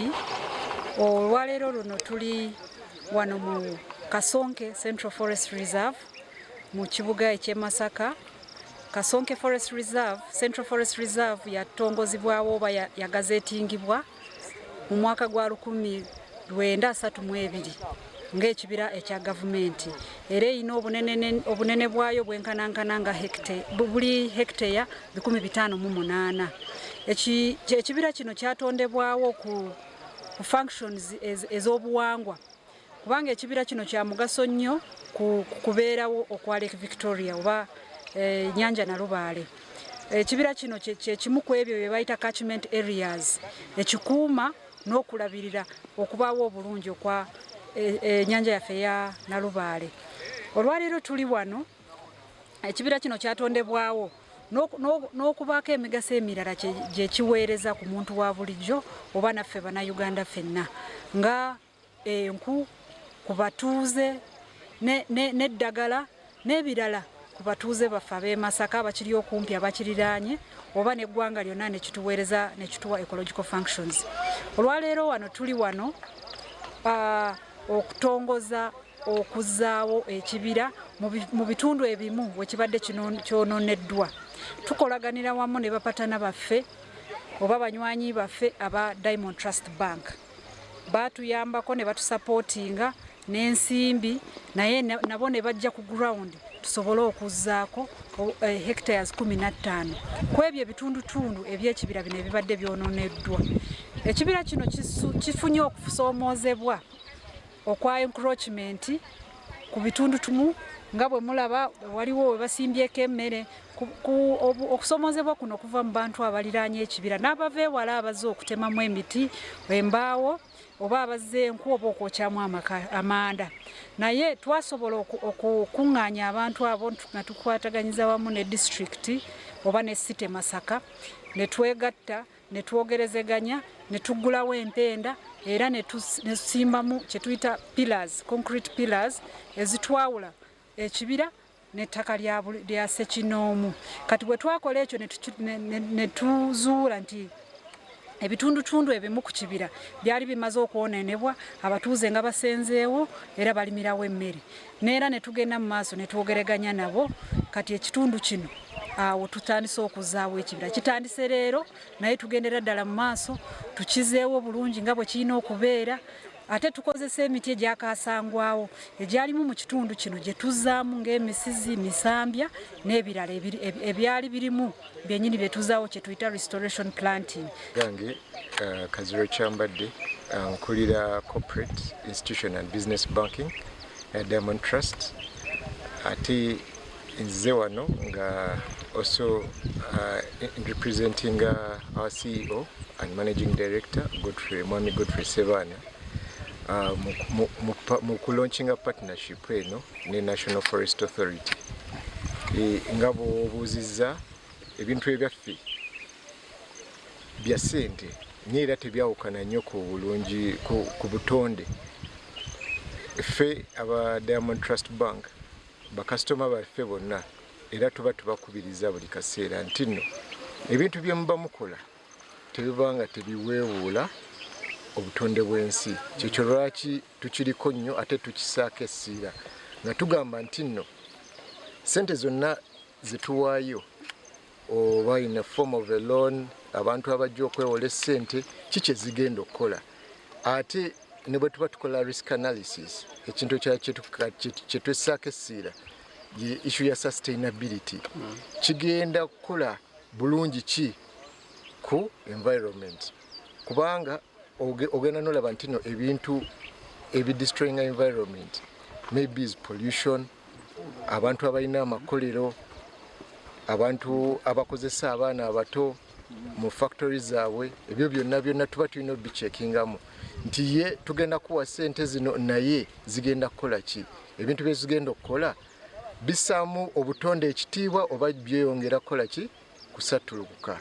Tubadde wano aba NF ne batugamba nti nno in the 19,000 forestry cover eyensi eno yali 50% naye kati esse wansi to 13% almost.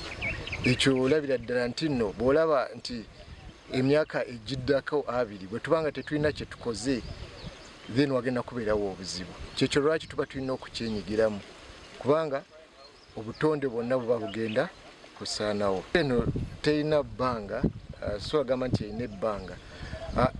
Goals za NFA neza Diamond Trust ku butonde ziri wamu, era n'olwekyo bwe tubanga tugenda kukola ebyo byennyini ebyo twagamba bye tugenda okukola, then sola kiwa bbanga bwe riti ffe kye twagala okulaba nti nno obutonde bw'ensi bukomawo.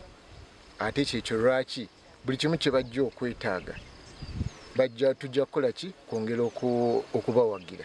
Tusapootinze emiti nga 100, naye nga kyandibadde kirungi ne bwe tugamba nti nno buli mwaka ne bwe tuba tugenda kusimba emiti oba emitwalo nga2 oba 3, obungi bwabyo byongera okutuyamba ffenna ng'aba Diamond Trust ne communities around.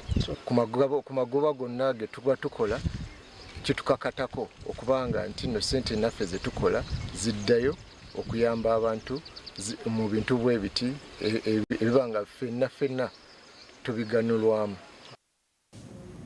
Butereevu nsonga za kuuma butonde bw'ensi zituusizza ku ddakiika ya 26 okyali mu bulungi nnyo puroguramu Uganda Tukole Ebifa mu ggwanga.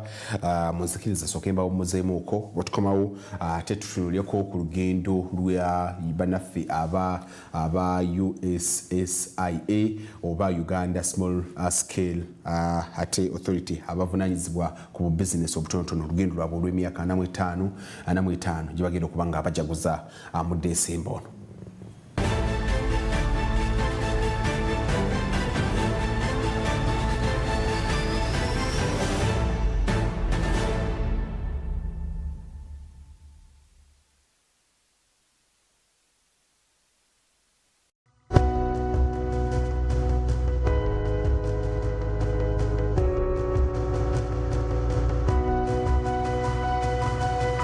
Smart 24, driving business.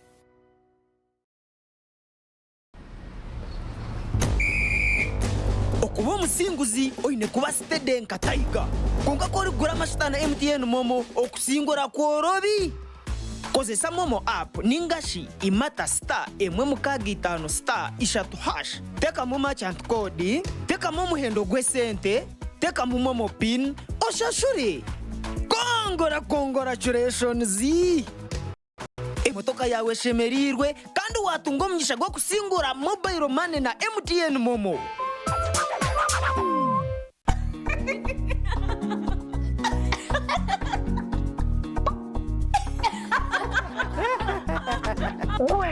Chichi baby ababbi bakutaba police tulina obeera mu nsonga zino. Ababbi bakutaba police?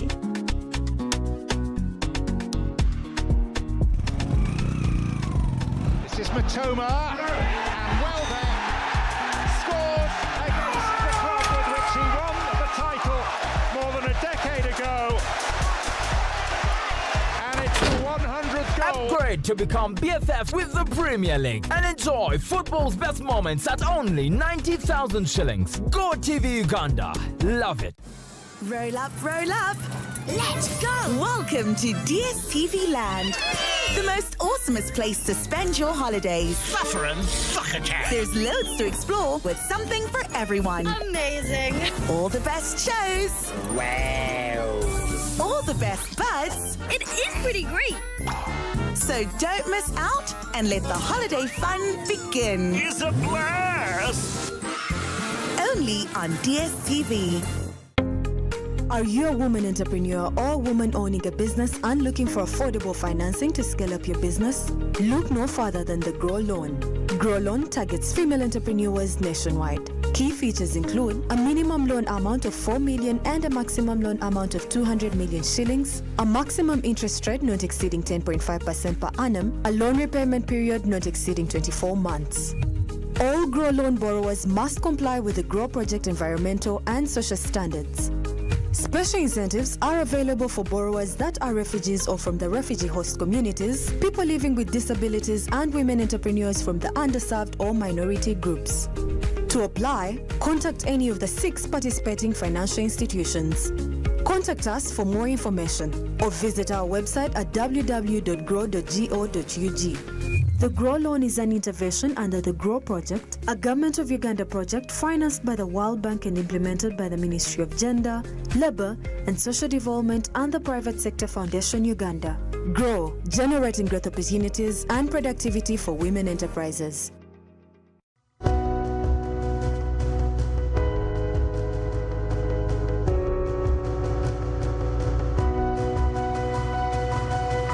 Smart 24, driving business.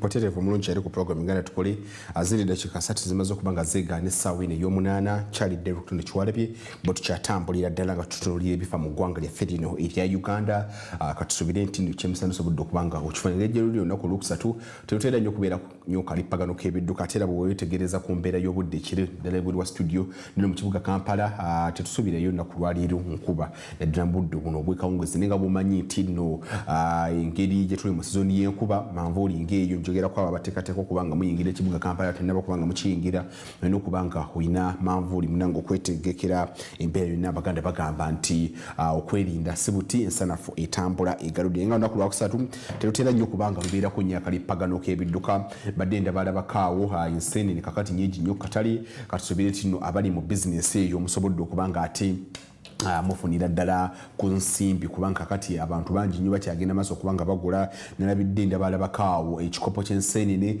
kyongedde okubanga kikakooko wansi naddala enseenene enkongole naddala okwetolola obutale obw'enjawulo wano mu kibuga Kampala naddala wenna ebusega esobola okubanga okifunira ku mutwalo gumu kino kiragira ddala kati enseenene zeeyongerereko ddala oli wezaali nga twali twakatandika omwezi guno kyalinga ku gumu awo 3 gumu 2 katusobola okubanga okifuna ku mutwalo ate mu ngeri oba mu ngeri endala so mbadde era ndabalabako bannaffe abali mu bizinesi naddala ey'ebyokutimba katusuubire nti kati bitambula ddala bulungi okubanga abantu batandise okubanga bajja nga basuula ddala abasuubuzi abasuubula nga batundira mu byalo eyo basobodde okubanga basinga bali kati ebintu ebiri katale byebintu ebikozesebwa engamba nga ngoye ebintu ebikozesebwa mu kutimba sekukulu Christmas trees n'ebintu gamba nga ebirala ng'ebyo biri katale so abasuubuzi mbadde mpayawa yamuti abo yatandise okubanga nabyo bitambulira ddala bulungi katusubire mbeera etambulira ddala bulungi naye over weekend nga yetandika poliisi bavayo ne batukakasa nti nno nga bwe bazudde nti nno waliwo abantu abeegumbulidde omuze gw'okubba bannayuganda naddala nga bababbira mu ntambula zino ez'olukanda ddala okusingira ddala baasi ezimu ku ezo ezaano ku lwayi naddala kampani ya baasi ye Ggwanga nti abantu bano waliwo akabinja k'abantu katutula nabo mu mmotoka gamba nga mu baasi ng'ezo ninakuwako ekyokuyakumba ekyokola ekyo mulimu kalifomu ne weebaka otulo wamu ogenda okuzukuka ng'ebintu byonna babadde nazo babadde n'ensawo babadde na simu nga babikugjeemu nabadde ndabalabakaawo nabadde mpayawa yamuko naku lweggulu ne bannaffe abali mu mulimu gono gw'okusaabaza abantu nga bagamba nti bataddewo nnyo enkola ey'okulaba nga basomesa abakozi baabwe ate era n'okulaba nga bateekawo obukamera obutonotono ddala motoka ezo kulaba nga abantu tebabbibwa naye njano bakubiriza bannayina ddala abateekateeka okubanga mutambula abagenda kubanga mugenda mu festival season zino nga mugenda kubanga mugenda mu byalo nammwe abasuubira abatambula genda mu bitundu ebyesuddeku wano Kampala Gulu Masaka Mbarara bannange omuntu gw'otudde naye tayinza kuwa kyokula omuntu gw'olabye okuggyako nga muganda nti muvudde waka obanga mwemanyi mukwano gwo nti bwenawe ne mutula mu baasi n'akuwa ku kyokulya naye gwe omuntu ate naddala abakyala bano munansuli okozesa nnyo example abakyala bano bayinza okubanga bayinza okutula mu baasi bakeera ne bagenda ne banyumya beekwanidde awo mu baasi olinamu ekyo bannaye bajja kubba tubeere beegendereza nnyo kati omanyi n'abantu bano abali mu mulimu gw'okubba nabo bakyusa ennaku zino babadde beegombedde nnyo omuze gw'okubbira ku masimu tulaba kati ennaku zino kampeyini nnyingi nnyo ez'okuba nga babuusa bannayuganda nti bannanga ababbi bayita kati ku masimu obubbi buno obw'okubba ku masimu kati bukendedde nti bannayuganda balabusa kakati ate bazzeho mu bidduka tujja kubeera n'essimu yo oli akuwa ekyakulya oba akuwa eggonjo oba kanyama ogenda okukakananga mukwano gwange ebintu byonna babibbye so sagala gwe mu kitimba ky'abantu abo naddala gwakozesa entambula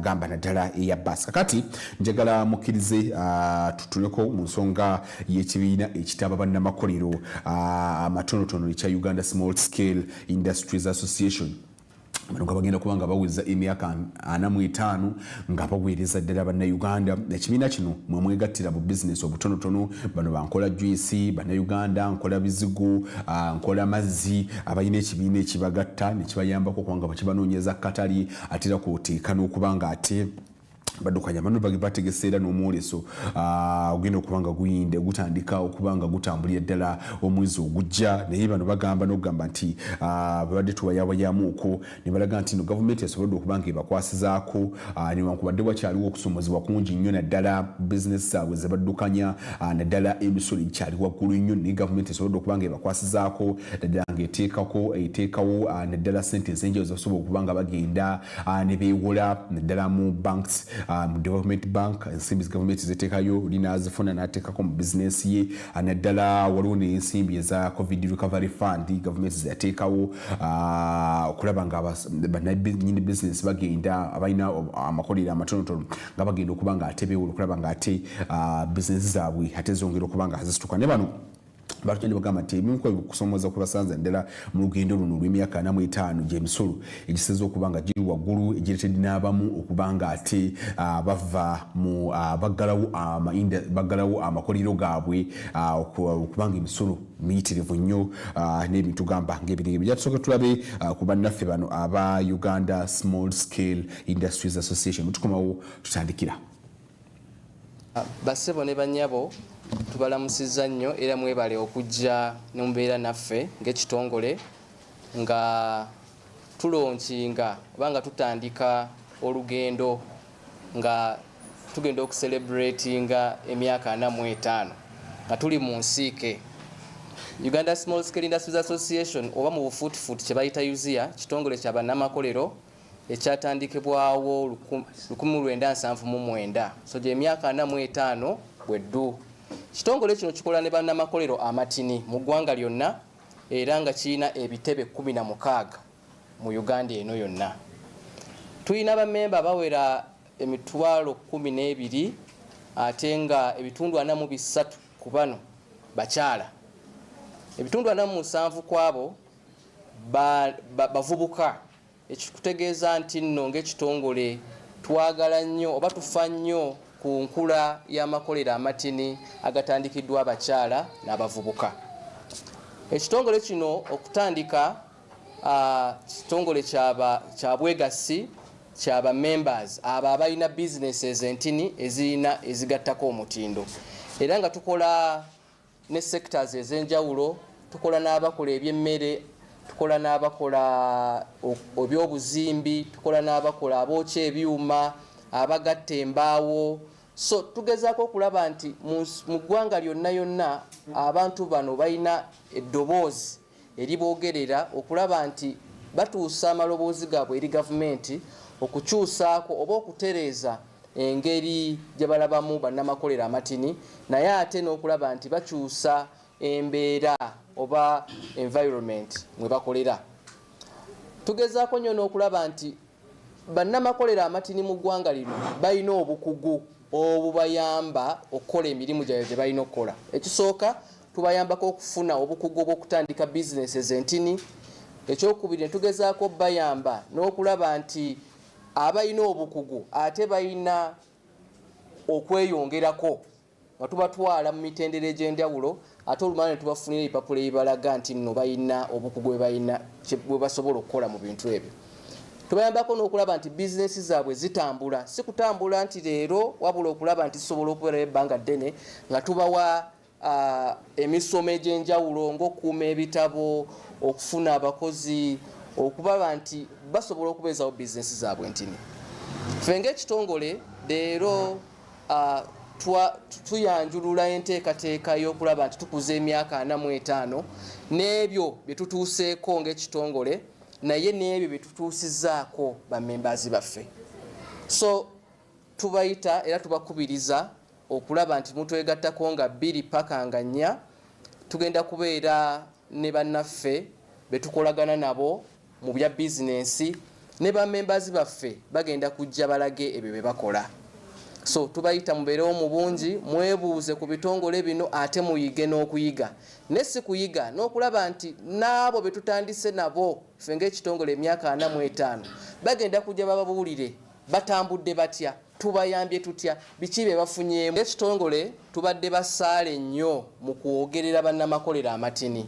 Era nga awamu bwe tutuusizza enkolagana eno tukola n'ekitongole oba ministry eya Trade Industry and Cooperatives. Ministry ekwasaganya bannamakolero amatini. Ministry eno twatuula ne tukola olupapula olwagenda mu paalamenti yaffe ya Uganda nga tuyisa ebirowoozo byaffe nti ebintu ebikoleddwa wano bye bisooka okuweerwa enkizo gye bayita Buy Uganda, Build Uganda. Tukole ebintu byaffe wano e Uganda ate tubigule. Tweyagalire mu Uganda nga tulaba nti ebintu ne bannamakolero baffe bye bakola bibeera nga bitwalibwa ffe. So tugezezzaako nnyo empenda nnyingi nga ffe ekitongole. Ekisooka tugezezzaako nnyo okulaba nti tukola ne URA okulaba nti nno bwe tubeera nga tuyingiza ebyuma byaffe ebigenda okuyamba bannamakolero amatini okwongeza oba okutumbula emitindo mu industry zaffe bagenze ne babawa kye bayita tax waiver oba basaliddeko emisolo okulaba nti basobola okuyingiza ebyuma bino ate ne bafuna n'abakozi abalala bali mu Uganda ne bawa emirimu ate ne basobola okuproducinga oba ne bavaamu ebyo bye balina okuvaamu mu capacities zaabwe. Ekyokubiri ffe nga ekitongole tukoze nnyo ku kye bayita okukyusa endowooza ya bannayuganda. Bannayuganda bangi naffe abatudde wano sisuubira nti kuffe kuliko ayambadde ekikolebwa e Uganda wano. Kyandibadde kyanswalo nnyo naye tugezaako okulaba nti bannayuganda bategeera tiwakubadde ebiva ebweru bibeera kiipa naye ate ebyaffe birina omutindo. So tugezeeko okulaba nti tusobola obigula ate naffe tweyagalire mu nsi yaffe. Ekyokusatu ffe ng'ekitongole tugezaako okulaba nti tukola kye bayita street markets oba tukwata bammembazi baffe bonna. Twakolera ne Ministry of Trade ne batuwa olukusa olugenda mu district ne tuteekawo omwoleso. Omwoleso ogwo nga gulaga biki bannayuganda bye bakola. So bwe tutwala street market eyo bammembazi bonna bajja ne balaga ki kye tukola.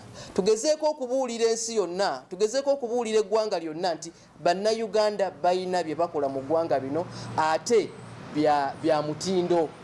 Nsizza amanya gange bampita Veronica Namwanje nga nze okwebaza ennyo amakolero gaffe amatono mu bintu ge bayiseemu kubanga ebintu bigenda bisanga nga gano agaffe amatono gabeera ga mmere ya leero. Weesanga nti nno omukyalo wa wansi bambi nga mukolero lyakola liba ligezaako okuyamba famire ye naye neweesanga tyayise mu bintu bya covid ate akava mu covid ayingidde mu bintu bikwatagana n'ebisale nti byeyongedde ate ebintu byonna okubifuna nabyo nga bibeera bizibu gyali naye batetenkanya ne bagenda ne balaba ddala nti amakolero gaabwe gasigalawo nga gakola ate ne bekola mu bwegaso obwo ne balaba nti noki nti amakolero gaabwe gabeerawo. N'olwekyo awo kyova olaba nti ekitongole nga kino kibagezezzaako okubanoonyeza abakugu nga abainsure. Bano ba insurance bazze okubayigiriza bayingiramu batya bayamba n'abayamba batya okuba nti basigalawo mu myaka 45 egijja mu maaso n'okugumya ki kibagezezzaako okukola. Ne tubeerako n'abo nti ababazi b'ebitabo kati nga mukyala Prosper ali eyo naye yeemanyi tayigiriza nnyo abakyala bano mu bitu by'okubala ebitabo bino ne bagamba nti ba CPA bazze okuyambako okugumuka nti si bintu byakuteeka bintu mu mutwe naye tuyamba tutya nti tubiteeka ku lupapula ne kituyambako okufuna abagendako mu bbanka nti ebizibu ebijjiraawo oyagala kufuna looni ate weetaaga okuba nti omusajja akutombulirako omwami wajja akuyambako okufuna looni eyo. Naye twagala tubasomese nti ne mu butono bwabwe bayinza okufuna ssente ezibayamba okugaziwa emirimu gyabwe tutuukira ddala wansi. N'olwekyo sigona nti gwe nonge twatandika gano k'amakolero tukyagayina wabula kati kyetusuubiza kiri nti tugenda mu maaso amakolero gano ku bintu byonna byetugenze tukolagana ne ba stakeholders ne ba partners kigenda kuyambako obutabeera naki enterprises okugwa nti after first birthday twagala tumaking sure nti zikukuba nti ziba ngumu ebintu byabwe bakola nebifuna obutale tuwiina kivudde bagamba mbuno ti bubu bwe yajja yayambako okugjayo abantu bano ate mu bubu poliisi eyo mulimu ebintu bingi nnyo byetugenda nga tumenya ekimu kyali kya markets tunatambula tutya tunategeeza tutya abantu nti akatale gyekali Uganda Small Scale Industries kyekwezezzaako nti buno bwe yatula ne Ministry of Trade nebaweereza directive nti bakole street markets zino tuzikola okuva Arua paka Kabaale Koyima Masindi zigenze zijjayo abantu mu byalo nga zigenda zibawa obugumu ki kye balina okukola kati n'olwekyo weesanga nti oyinza okumanya nti olinawo obanga kampani musanvu ez'amazzi ne weesanga tulina 2 kati tuyinza okugamba nti Arua tulinayo Mandela Water nojja Gulu tulina Aquanayo ne tujja bulungi nnyo Masindi tulinayo fresh water wezityo zonna zigenda okulaba nti amakolero gano gagenda gavaayo olw'okuba nti noyuzi ebaddemu ng'ebayamba okupangulula ki kye bali n'olwekyo tukoolera nti no bannaaye bw'oba olinayo kyokoleeyo nga wandiyagadde olaga eggwanga kikyoli kyekiseera kino mujje nga 2 paka nga 4 Desemba tubeeko kye tuyinza okulaga ki kye tuyinza okujja nga si byonna biva nti bweyo China oba wa Uganda weeri buterevu omulungi ali ku program Uganda Tukole myaka 45 egy'abannaffe aba Uganda Small Scale Industry Association bakibiina ekitaba abayina amakolero amatonotono bankola tomato sauce bankola juice naawe nyini obukulu amakolero gamanya amatonotono gaffe ga bannayuganda ekibiina ekyo kisobodde okuba nga ate kibayambako okulaba nga ate batumbula ebintu byabwe kakati njawo kwongera bakubiriza bannaye mutugobere ku mikutu gyonna emigatta abantu muri Facebook, Instagram ate kwoteeka ne TikTok. Njagala okuweereza okutumirako abantu abatulaba nga basinzira mu bitundu ebyenjawulo waliwo mpeeza message nangamba ku katale kawempe mutaddeko nnyo mwebali nnyo mwebalirege ddala abatulabire ekawanda Kirinyabigo Maganjo ate era kwoteeka tukira ddala eri Matugga Mabanda Kigogwa mwebali nnyo okuba nga ate mutugoberera n'okuba nga ate mulaba Smart 24 batulabire Busega ona Masaka Road mwebali nnyo Nabyewanga batulabire Kayabwe batulabire Lukaya mwebali nnyo okuba nga ate mugoberera ensonga nka bwe tuziteekayo ndde okusingira ddala batulabira mu financial institutions njogera ku casinos nenjogera ku bantu abatulabira mu bibanda by'ensimbi oba forex bureaus abatulabira mu banks ez'enjawulo abatulabira mu offices ez'enjawulo ndabyeko wano ne Honorable Judith n'abakuba nangambye nnyo kwali mwebali nnyo kubanga maama kuuli ng'olaba b'emitiyana b'emitiyana mwe batomiddeko nnyo nyini ddala kakati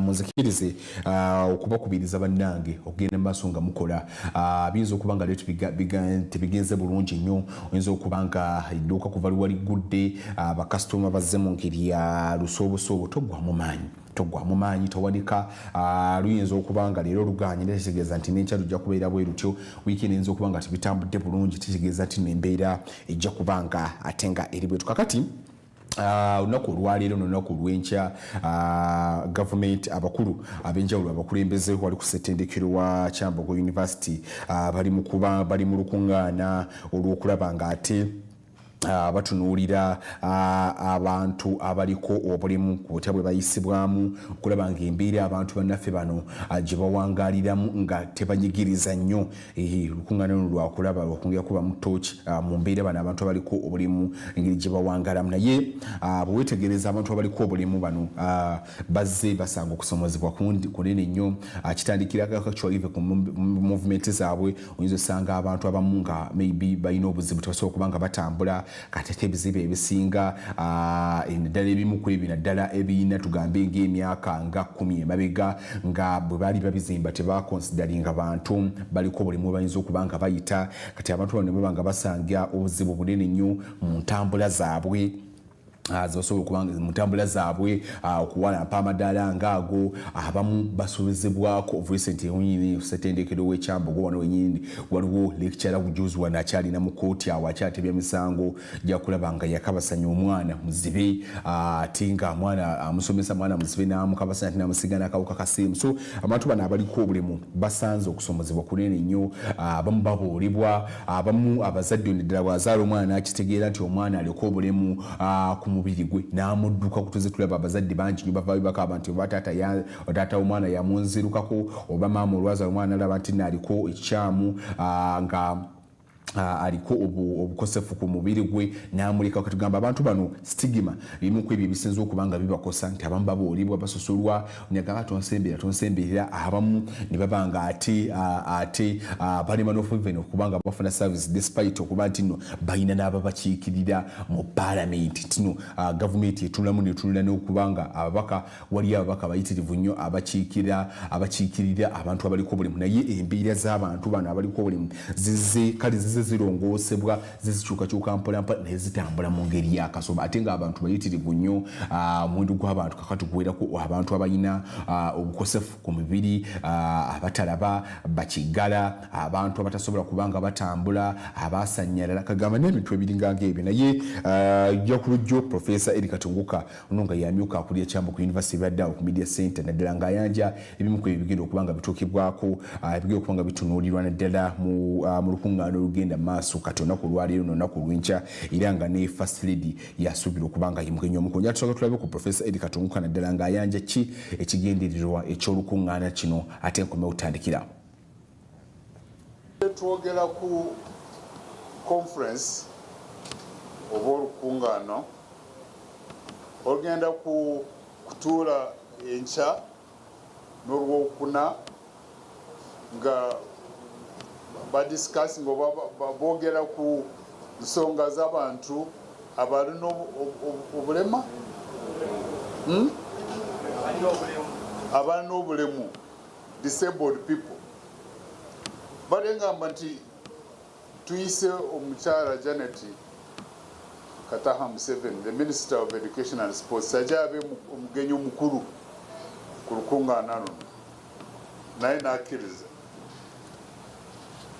nga tuteekateeka emikola eno tuteesewo dina oba dina bakiyita ki mu Luganda ekyeggulo tuteese ekyeggulo olwaleero kijja kuba ku Protea Hotel Skies ssaawa nga 12 tubaye twogera nti Kyambogo University ye university eliidinga oba nkulu mu kusomesa abantu abalina obulemu tulina abaana 241 abalina obulemu bw'engeri zitafaanagana waliwo abatawulira waliwo abali blind waliwo abali physically disabled nga balema abaana bangi ate university eteekwa kubalabirira kulaba nti bafuna okuyigirizibwa to access education nga banne abali able kukola ekyo university yateekako ebintu bibiri one ya developing a policy oba policy simanyi kukiyita mu Luganda naye ye guideline oba eyamba university ngeri ki gyeyinza kuyambamu abaana bano abalina obulemu waliwo abaana abalina obulemu they are normal people kugamba bw'abalina obulemu ng'ali pregnant n'azaalira mu university ate obwo bwonna okulabirira omuntu ogwo eba university responsibility kwegamba tulina policy oba ekiwandiiko ekiyamba university mu ngeri ki gyeyinza kukola ki kulabirira abantu bano nti bafune obwo okuyigirizibwa ate nekirala ne tuteekako gye tuyita disability resource center kwegamba abantu esenta abaana bano bwe bayinza kugenda ne bafuna obuyambi ekyo center nekola kinekola assessment neraba ono omwana alina obulemu bwa kikaki ate ne kuva ku assessment eyo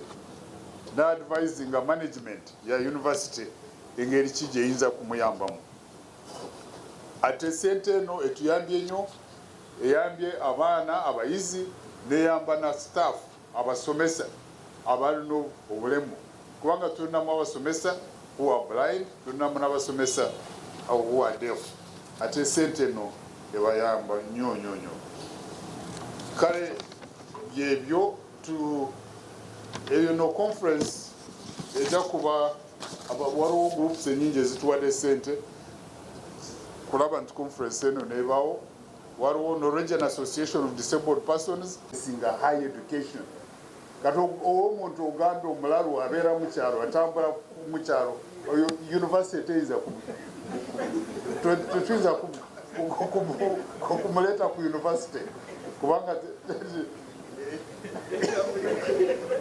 ekyo kizibu naye ogamba nti omuntu ayinza takulwala emyaka mingi mu medicine waliwo kyetuyita chronic illness obulwadde obutawona mangu oyinza kulwala emyaka nga 3 nga 4 ng'oli mulwadde ate abana bali butabika ebalabirira kubanga butabika erina mechanisms zokulabirira abana balina omutwe ate balina ne mechanism of rehabilitation abantu bano bayinza batya kubayamba kuddamu kulivinga normal life ekibuzo kyo kizibu naye tujja kuddayo tulabe oba tuyinza waliwo kyetuyinza kukola in partnership ne butabika ne Mulago kukola ki discussinga nabo tulabe whether there is any assistance we can give them naye bano balwadde babeera mu ddwaliro ate eddwaliro lyebalabirira.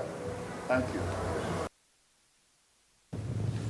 Mbeera yakwongera kulaba nga bannaffe abalima oba abantu abaliko obulimu embeera zibawangaliramu nga zitya nga zitereezebwa era olukuŋŋaana olukyagenda ddala maaso wali lukyagenda ddala maaso ate tujja kwongera okuba nga tukuba tooki mu nsonga ezo olunaku olw'enkya. Muzikirize mbasibuli wano mbagaliza ekiseera ekirungi musibe bulungi mweraba.